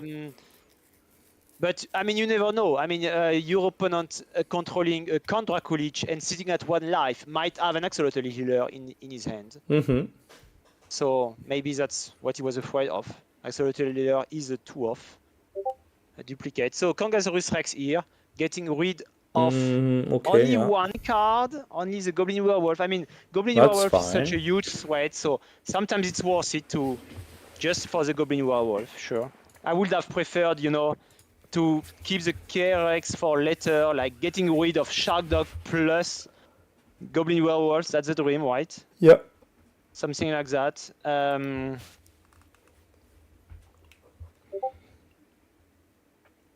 you can still attack with the Explosive Toad and get rid of the turf. Yes. But it's a bit sad if you do that. I think I would prefer to go the Snail Hydra first. Because you have some very good follow-up with Plated Scorpion or Shark Dog. Or even Spider Hole. So I would go to play something, keep the Explosive Toad for later, because it may annoy your opponent. Just having it there means that, for example, if your opponent plays the Snail Hydra that he has here, you know that you can kill it with the Explosive Toad, and you know that it's a bigger threat than the Turf the Surfer at the moment. So you may like to keep it, meaning you just he decided to get rid of this. But I would really love to see Snail Hydra being put on the table, and having a. We will see that. We will see that soon enough, Romain, because both players are holding Snail Hydra. Yeah, so one of them will go down soon. We will see some Snail Hydras in this game. I'm sure of it. What I'm looking forward to is seeing Shark Dog in action again. Now that K-Rex has come down, I think it's safe for Shark Dog to go. And I mean, Curious Face doesn't know that Blue Opal is holding Froblin Instigator. Yeah. But at some point, it will be too late to run Shark Dog, because Froblin Instigator will be able to get rid of it. Yeah, Not sure, right sure. now, sure, but, and you have 2 mind bugs, so meaning you can, if you have already 2 cards in play, you play the Froblin, and then you double mind bug, you get like 4 cards in play, meaning you have a Froblin as 9 power. that's still something very threatening for your opponent. So What do you think about this snail thrower? Is this just a cheap attempt at luring out your opponent's last mind bug? I think so. I really But it think so. didn't- It didn't work, but I think so. Didn't work. It's yeah. So now that Blue Opal has a snail thrower, you might as well do something with it, but it will be hard. Yeah. Because basically, Froble Instigator might synergize with it at first, but only in specific situations. Only if K-Rex is out of the board. Froble Instigator is usually not power 4 or less. Yeah. All right. And now that he has Urchin Alone, he's not. But Snail Thrower is He still was a able nice to blocker. attack. He was able to attack with the Grave Robber at the moment, and that was a good attack, because you know that he has to block with something. The Congosaurus Rex. Okay, that's what he Agree. do now. But now that's pretty shame, because your Arcane Hurler, the opponent have an Arcane Hurler, meaning you cannot play the Shark Dog as an answer. So Blue Opal just used his 2 Mind Bugs, one after the other, Yeah, 2 in a row. on Urchin Hurler and now on Snail Hydra. I don't know. I don't know what I think about that, because I don't know. makes I would sense. have loved to see the Grave Robber attacking before, Yeah, instead of playing now it's- cards. No, it's too late. But I'm not loving that Snail Hydra, because I mean, I like that it's power 9, but I mean, you can it will play be the Plated quite Scorpion hard. right now. Yeah, and it will be hard to have Yeah. fewer creatures than the opponent in Oh, the okay. next turns. Okay, that was Probably the play he Instigator. was expected for, like Yes, playing alright. double. He did what I say, basically. Double Mind Bug and Double follow Mind up Bug with and- Froble yeah. Instigator. Yes, okay, I see that. I see But I that. prefer to do the other way, just to avoid this situation. First, Yeah. playing the Froblin, and if it passes, you double Mind Bug. So Blue Opal has forced his opponent to Mind Bug the Froble Instigator, because otherwise it would have been huge, a huge hunter. Yeah, and here you see, he I wa- would have loved also to. He was able to play a card. And if he plays a card, then he have a 7 hunter that can get rid of. Oh no, that doesn't care anymore. For not Now too much. comes Ferret Bomber. So what are you discarding here? I would say That's Tusked tough. Starter and Yes. Shark Dog, maybe. No, Have you ever discarded a Shark Dog, Romain? Be honest. Be no, honest with me. I think I never did that. So Tusk Extorter is a given. I agree with that. You discard Tusk Extorter and you... I don't know. I mean, you probably want to keep the Berserker I think Wild so. to have an out in the late game. And Shark Dog is still attractive because Shark Dog can be used against Ferret Bomber plus Snail Hydra. That's awesome, right? So do you discard Plated Scorpion even though it's great value? I mean, I would say, yeah, maybe the Plated Scorpion then. maybe the Plated Scorpion. I'm not sure about Spider also. Let's see. Oh. Berserker going out. Okay. I don't like it, but I mean, sure. That's a way I don't to... know. Now you have to play do the Shark so. Dog. Yes, please. Because I think But- the win condition now is you play the Shark Dog, you hunt the Ferret Bomber and the Snail Hydra. No. That's the other way around. Ferret Bomber hunts Shark Dog because of Snail Thrower. That's fine. But I don't think you want to do that, but that's fine. That's what he's going to do. Probably. Okay, yeah, okay, Yes. okay. But now easy win. You play the Spider Hole and that's it. This is not something we Yeah. see every day. Ferret Bomber hunting Yeah, Shark Dog. yeah. Normally it's the other way around, but yeah. Yeah. While trading, actually, they traded. So Spider Hole has a big impact here because Snail Hydra is not online yet and won't be next turn as well. So this is the sneaky for the win, right? Yep. Yep. Well played. Yep. Well played. Curious phase. Congratulations. And I think he navigated this game quite well, holding that Spider Hole for Yeah, I think to yeah. finish the game, you know, and he waited for the coast to be clear, did not rush that sneaky, otherwise K-Rex would have get rid of it. But it could have been something like quite dangerous if the Snail Thrower has other buddy in hand. Like technically you have for example, you get a shield bug. That means when the previous turn you was not. I don't know what happened exactly, but he decided, I think, to attack. But instead of this, you can play the shield bug, and if you play the shield bug, you have a good answer against everything. And I think that was leading to a lose to Curious Phase. But if Curious Phase was keeping, like was not doing this all in on the Spider Hole, he may have, I think with the other card he discarded, like the Berserker for example, I think he got some other plan maybe. That was, I don't know, like I was, if I was Curious Phase, I should have been very scared about the Snail Thrower bringing something strong. So that's kind of a parry to say he don't have any 4 or less in hand and I can play my Spider Hole and win from that in 2 turns. So yeah. I see. It's too bad that we didn't see Yenix in action here. That I would like to see. So do you, Romain? There is still something we have not seen, and I think we have not seen that today, and we have not seen that yesterday as well. This is a turbo bug attacking the opponent and triggering it. No, you're right. We've seen a few turbo bug, but there was never attacking. Yes, and I mean, this is always an exciting moment when the turbo bug is attacking, and it doesn't count when the opponent already has 1 life. So I mean, a turbo bug really going for it and bringing your opponent from 3 to 1, and then usually it gets blocked and goes away. But we have not seen that. So always, I think we have seen most cards in the span of 2 days. We have seen most cards in action. Yeah. Most of them, almost all of them. So is this game 2? Yeah, game 2 of the same match. Blue Opal against Curious Phase. All right, so Curious Phase is at 1-0, having won game 1. And Blue Opal here on the play, leading with Shark Dog. That's what I love. Interesting, yes. And do you mind bug a turn 1 Shark Dog with this hand? There is no creature with power 6 or more in this hand. Yeah, but I would say yes, just because it's Shark Dog, and then following it by the Shield Bug to get a 5 power hunter. Yes, of course. But Curious Face did not agree with you. He's not interested in getting this Shark Dog. I think he saw that Shark Dog will not be overpowered because he doesn't have any creatures power 6 or more currently in his hand. So, you mind bug only when you must. That's the rule, right? So RP Mother here.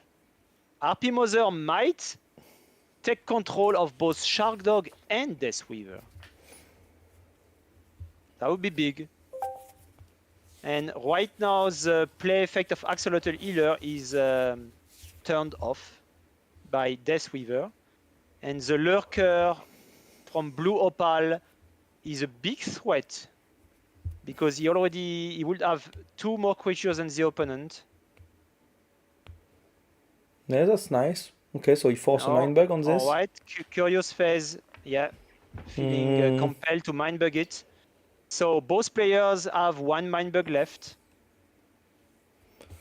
So Blue Opal has mind bug. I would love to see the Tusked here. Curious Phase has mind bug the Lurker. Right, Tusked is quite good.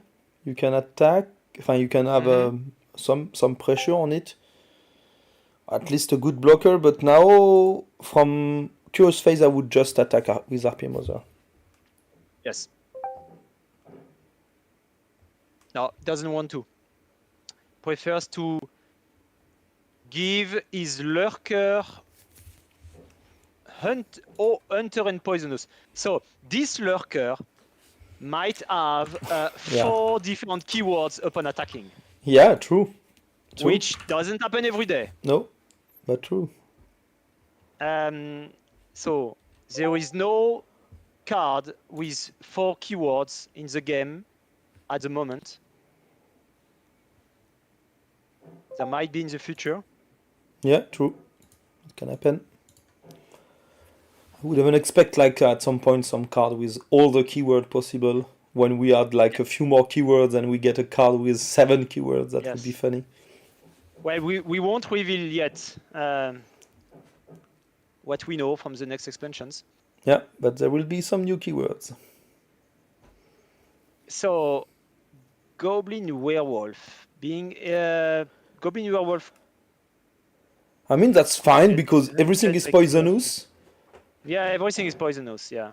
And I think here you just trade the killer bee because it's... I don't know why Blue Opal did not do that, but I think it was a mistake. Goblin Werewolf is poisonous only during Blue Opal's turn. Yeah, so this guy is...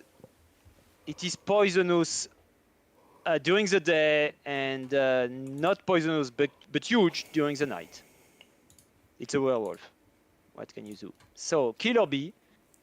Hunting down Goblin Werewolf and trading with it, probably, yes. So Blue Opal went for it. So now the Lurker will not have sneaky this turn. Yeah. Still needs one more buddy. You know what could help with that? RP Mother triggering.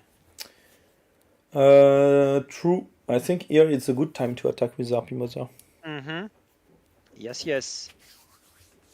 I'll just come back in 30 seconds, taking some water. I'm here, yes, holding down the fort. Yeah. So, Curious Phase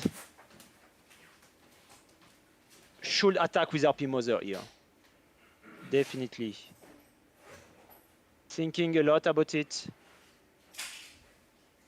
And then Blue Opal would be left to either lose one life or block it. But no, Curious Phase is playing Shield Bugs. Well, okay.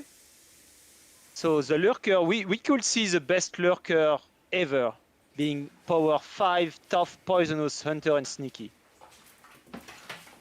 Shield Bugs adds one more creature to the board. So the Lurker will be able to attack next turn. Romain, big news. Shield Bugs has joined the party. Oh, So the Lurker will be able to attack next turn, having 4 different keywords, plus having power 5 even. Yeah. So what's better than that? Nothing. Nothing. Urchin Hurler on top of it would be good. Yeah. But he doesn't want to attack with the Lurker. He wants to attack with Shield Bugs because the Lurker was not sneaky here. Yeah. As long as Blue Opal keeps spewing out creatures from his hand, then the Lurker cannot be sneaky. So this is where we are at here. And now we have a pair of Plated Scorpion on Blue Opal's side. That's a lot. It's a lot of tough and poison. But what can you... I think attacking with RP Mother is the right timing now. You have to attack. You want to steal everything. You want to steal...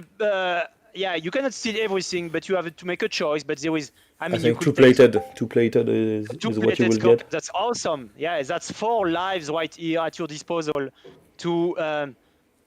do a lot of blocking. And he prefers to play Spider Hole. Okay, I'm confused here. I will totally have attacked with RP Mother. I don't think the... I mean, look at Blue Opal's hand. He has 2 Ferret Bomber in his hand. Yeah. That's crazy. But he will not be able to do anything now. Mm-hmm. So you can discard your whole hand, you still win from there, so... Yeah, so now... That's it. So it comes down to it. Curious Phase is blocking Plated Scorpion with RP Mother. Yeah, that's it. That was the end. Yeah, you steal the Death Weaver, and that's it. Yeah. So that's an early scoop by Blue Opal. I mean, I would have liked to see the end of this game plays out, but sure. I mean, yeah, he got nothing to... Yeah, he got nothing, yeah. RP Mother triggering, getting both Plated Scorpion, and basically there is no comeback from that. Alright, so how is round 4 going on here? Let's have a look. So here... Final round of today's tournament. So we see Julio has already won round 4. He's at 4-0 and probably winning the tournament. So probably, but the tie break is not so good for him. But yeah, 4-0 is really, really good. Lenyoki is already qualified, but also got 4-0, so pretty nice. Also got a very, very poor tie break from Lenyoki. Right? So I wonder if he got paired against players who dropped. Yeah, I think there was a lot of drops in that. So, yeah. So Cheeky Julio Bricky is again second, but he was qualified yesterday. Kropstein have a really high chance to be qualified. He got Yes. 3-1, but with a really nice tiebreak. And then we got Levy 3-1, Curse Break 3-1, Mr. Mickey also 3-1. And so at the moment it seems that Kropstein, Julio, Mr. Mickey, and Nick Star will be qualified. Yes, and that Julio would win the tournament. Yeah. I And think it's final. I think Julio has won the tournament. I don't think tiebreaker now will change. I mean, there was like I don't know. Yeah, for sure. I think sure. no one in 3-1 in 2-1 was. Yes. Yes, there is no one in 2-1. I think. Yes. Anymore. So I think we can congratulate Julio for winning today's tournament, and you betted on him. I mean, Yeah. we did not really bet, but only one match is ongoing. Jesus against Journey. Good call, Romain. I know that Aldebaran got a lose where he should have a win, so it should be 3-1. But the tiebreak is really bad. Then so. Remind me who got first place yesterday. Was it Ali? Yes, Ali. Ali got first place. Yeah, and Untouchable Ali was second, and Jardinier Celeste was third. So what we are seeing this weekend is French players winning both the Saturday tournament and the Sunday tournament. Yeah. If I'm correct. Ali and Julio winning the two tournaments of the weekend. All right. So congratulations to Ali and Julio. Yes, they did great on that. So what can happen with the last match, Jesus and Journey? I think they are. Where are they? Journey is 1-2, and Jesus should be also 1-2. I think. Where is Jesus? So is there still one last game that we would like to spectate, Romain? What do you think? Okay. I think before we can conclude. We can conclude on something. Conclude on something nice, you know.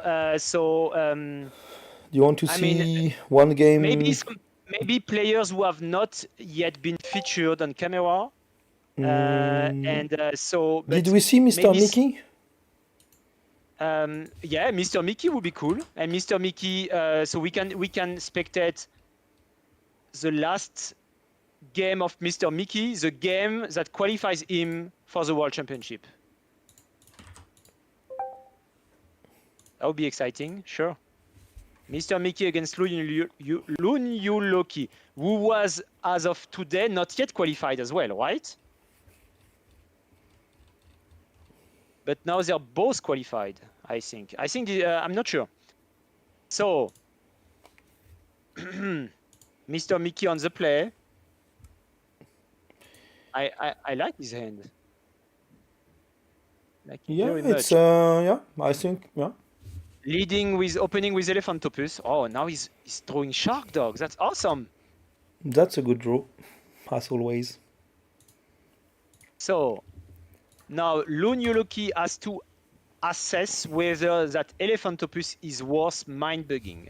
And when you look at it, you see that, there is 2 out of 5 creatures cannot block. Will not be able to block because of Elephantopus, because they have power 4 or less. That's the Death Weaver and the Creep from the Deep. But he decides not to mind bug. All right, so Lunyu Loki will try to play around the Elephantopus. And playing Text Extorter right now is a good way to do it. So one elephant being larger than the other elephant. Basically, the real elephant is bigger than the weird alien elephant. But no, because Mr. Mickey loves collecting elephants and mind bugs at Tusk Extorter. So now 2 elephants side by side. And Lunyu Loki gets an extra turn. He has drawn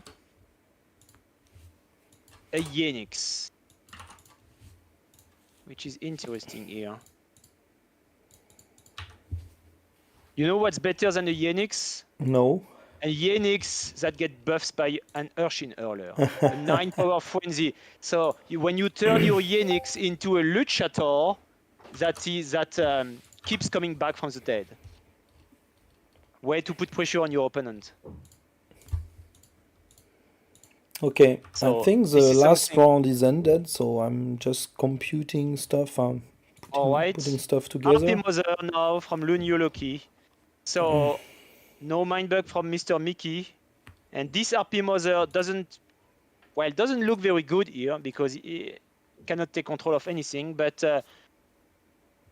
as we see in Mr. Mickey's hand, there is some good targets for it. There is a Shark Dog. There is potentially a Frobe Instigator because before it gets huge. And now Yenix is here. So Lunio Loki at 2 life.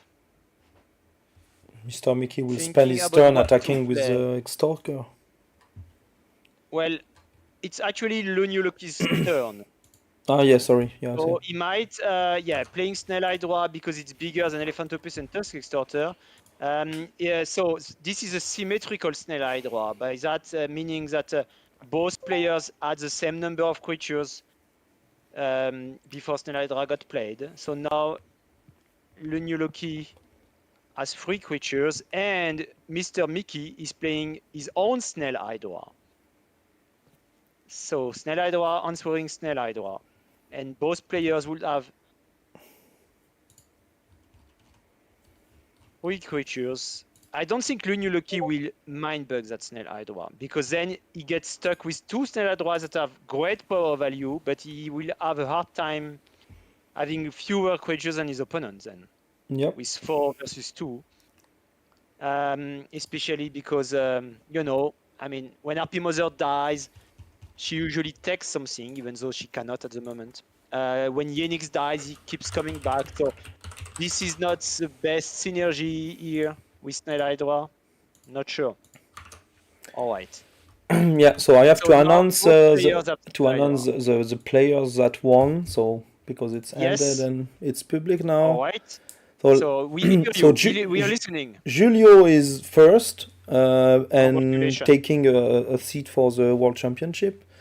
Lunioki is second but already have a seat, so he will skip. The 2 next are Mr. Mickey and Lixta that get a seat to the World Championship. Cheeky Bricky is fifth and he is already qualified, leading to a 6th place for Kopstein. That gets the seat he was really expecting for yesterday. Yes. So our 4 players qualified for the World Championship are Julio, winning the event. Congratulations. And Mr. Mickey. Yeah, Mr. Mickey, Lixta, and Kopstein for getting... Lexta and Kropstein. Congratulations to you guys. And Lunio Loki was already qualified before. All right, so that's the game we are watching here. Mr. Mickey against Lunio Loki. I mean, this is a high-level game because those 2 players took 2nd and 3rd place in today's tournament. Right? Yeah. This is big. Lunio Loki, so we won't say yet who is winning this game, even though we can see that now here on the ranking. All right, Julio, Mr. Mickey, and Lixta and Kropstein will join us at the World Championship next month. So as a reminder, this is on December 16th to 17th. So this is a 2-day event online on our Mindbug prototype app. So the Saturday will be the Swiss rounds and Sunday will be the top 16 playoffs. Yeah. And we will very soon announce the prizes for the World Championship.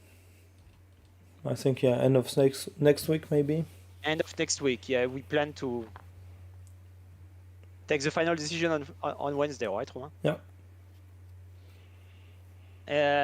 All right, that's awesome. So this brings the total number of players being qualified for the World Championship to something that's above 50 players. Mm-hmm. Yeah, and I think we Yeah, will something like this. we will reach. We'll see. We will have a last chance qualifier in December, 1 week before the World Championship.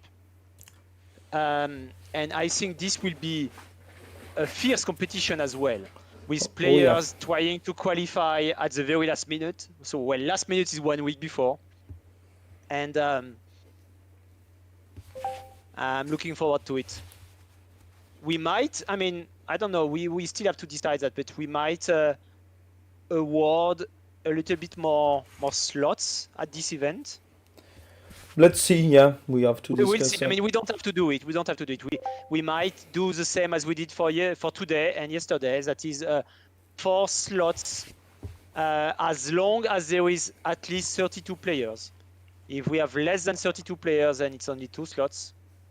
But we always have more than 32 players on these in these online tournaments, actually. Yeah. So back to the game. Kangasaurus Rex threatening to defeat Spider Hole. So we see that Loon Yoloki didn't want to spend his Urchin Hauler on Spider Hole. Decided he wanted to keep that. Okay, so following with the Spider Hole. I mean, that not doing too much because of this Urchin Hauler that still can Mindbug, but it's running out of cards in Yoloki, so... Yeah. So 1 Spider Hole replacing another Spider Hole. And Elephantopus right now is doing nothing at all. Yeah. This is the weakest Elephantopus in the world. That's true. Its permanent effect is not online. Well, now it is. Spider Hole cannot. And I think that could be the win for Lunyoki because sure. You cannot attack if you play anything that's not big enough. The only thing, yeah, this card is not doing too much. To me, that's it for Lunyoki, right? I think. You think Lunyoki will win the game? Because now you can attack with the Spider Hole every turn. Yes, you can. So I have the feeling that, well, now it's more than a feeling, it's a fact. We won't see Turbo Bug action today and yesterday. For the entire weekend, no Turbo Bug action. We might still see some more Shark Dog, Crazy Strike. Yeah, and now he can play. Okay, maybe he can play the Lurker. The Lurker, then the Froblin Instigator, then the Froblin is 6, and then he can hand the Urchin Hurler, then he can play the Shark Dog, and... But I think he will just lose because of the Hydra, but that's my feeling. Yeah, I'm a little bit sad to see Strange Barrel and Ferret Bomber here that could not go to their full potential.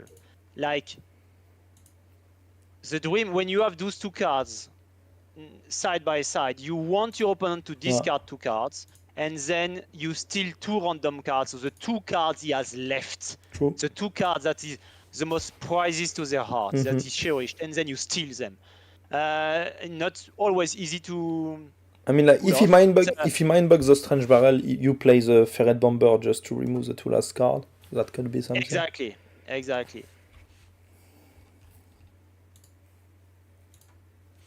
But we'll see. So Loon Yoloki is really thinking hard about mind-bugging that Strange Barrel here. Yeah. Because he doesn't want to lose his last 2 cards in his hand. So Killer Bee and Creep from the Deep. Alright, he does it. So Loon Yoloki using his last Mindbug to take control of Strange Barrel. Yeah. And now Mr. Mickey might go for Ferret Bomber to get rid of that Killer Bee. Might go, but if you do that, you lose it from the Urchin Hurler attack. And definitely, you may want to keep it to win the game with it, so... Yeah, it depends what do you value the most, you know, the card advantage, making your opponent discard his last 2 cards that are usually 2 good cards that your opponent made his entire strategy on. I think that's it now, because here, Or the sneaky part of the ferret bomber, sure. The lurker will not be sneaky today. the good play here mean, is to not in attack this the game. lurker with the Urkin Hurler. But that's not a very obvious play, just because if you do that, you know that you reduce. Yeah, okay, he did it. So He heard you. yeah, He heard you. It's- The new Lucky is an excellent player. All right, so now the lurker has lost its shell. It is exhausted and will die to the next attack of Urchin Hurler if he goes for it. That's funny, right? Because we see the lurker against Snail Hydra, so the two opposite creatures from their and you ability. see that's why None it of them was a is good online. play. Yeah, none of them was online. The lurker was on the wrong side of the table where there is fewer creatures, and the Snail Hydra sits on the wrong side of the table as well, where there is more creatures. So that's sad. So now we can. Instigator is not huge, but still he goes for it and attacks, trades with Urchin Hurler. All right. Yeah, I think he needed that So- because he wants the Shark Dog to be playable. But now Yes. what? I mean, you attack with the spider, then you play the Shark Dog, then you kill the Snail Hydra and the spider, and then you have the Killer Bee. And I think the Kangasaurus Rex will do the win. That's strange to say that, but he will be the only one left at the end that is standing, and that But is. attacking with Strange Barrel is quite good here, no? Not so much. Not so much? He can choose to block or not block. But I think Yes. here you would prefer Correct. to not let him have the choice and lose one life. Yes, yes. Yeah, Okay. Yeah. Sure. Creep from the deep. So, getting mind bugged. Yes, because I mean, it's not that I'm not sure if it's amazing. I mean, but Mr. Mickey didn't want to keep his last mind bug. Killer Bee is not amazing here. This is a weak Killer Bee. When Killer Bee It's is not played so bad as a because very- it it prevents you to play the Shark Dog, so you have to use the creep from the deep to kill the Killer Bee, and that's pretty sad because you would love to do Sure. something else. That's cool. That's cool. But usually, when Killer Bee is played as the 10th card that you play, the last one from your deck, when it is for a good reason. Yeah. It is to win the game on the spot. And this is not for your opponent to go from 4 life to 3 life. So this Killer Bee was played mostly for its Hunter keyword. Alright.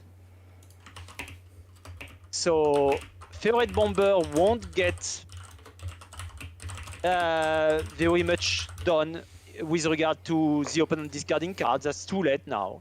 Strange Barrel might still steal cards, and Mr. Mickey doesn't want that to happen. So let go the Strange Barrel, alright. Go to 2 life. You play the And Shark now Dog, you play the You Ferret play Bomber. the Shark Dog. Now that the enemy hunter is out, that was a Killer Bee. Now you play the Shark Dog.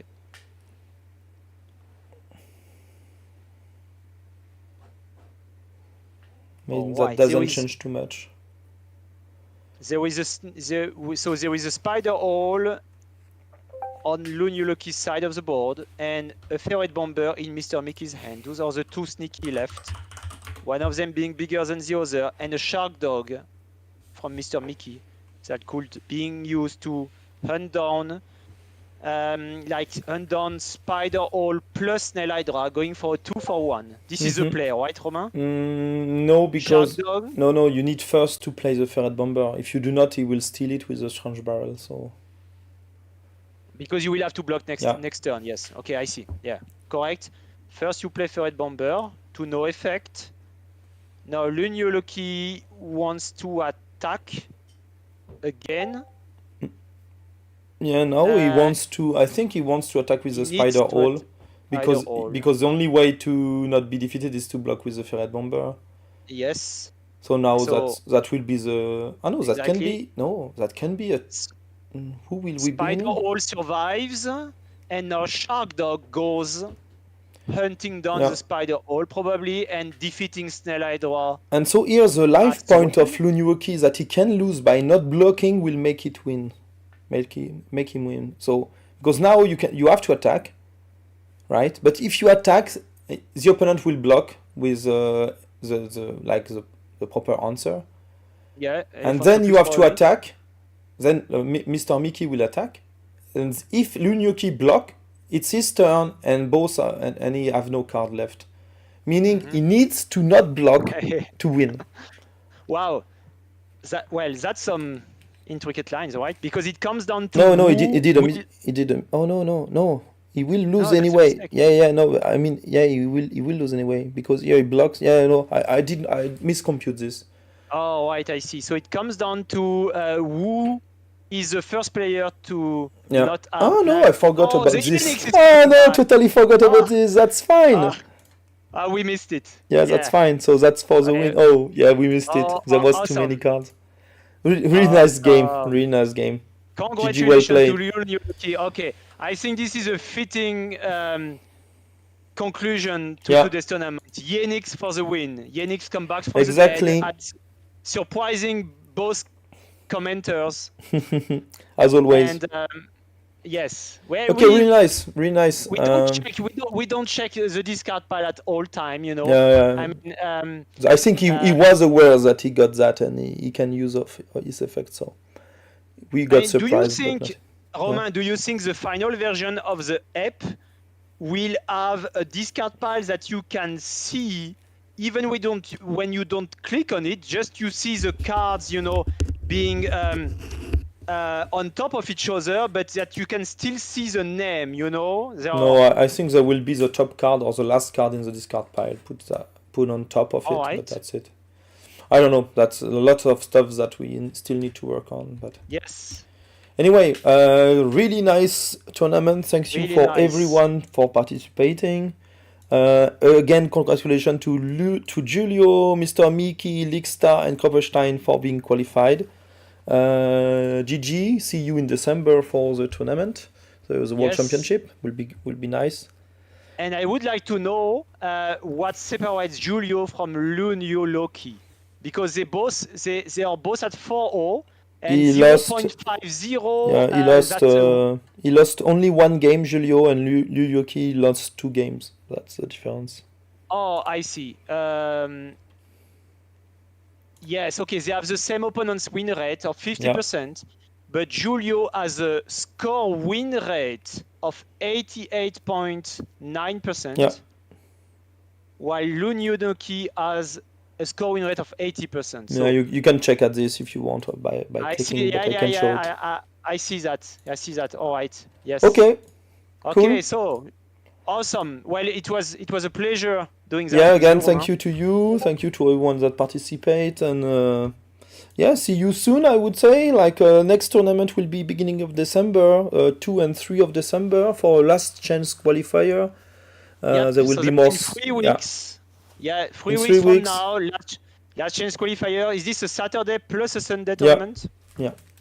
Same. All right. And so we encourage players who did not make it yet to participate at one of those 2 tournaments. And so, for example, Bigfoot missed the qualification by much. Yeah, I mean, it's always very tricky to get the right tie break. Exactly. So Bigfoot, Aldebaran Genest, Valhalla. Yeah, come back in beginning of December. Come back. Zizo, we saw Zizo playing very well. Yeah. You know, X-Tour, come back, guys. Come back 3 weeks from now and try to qualify for the World Championship. It will be worth it. Yeah. All right. Sure. Then bye-bye, everyone. See you soon and get well. Bye-bye. Bye-bye.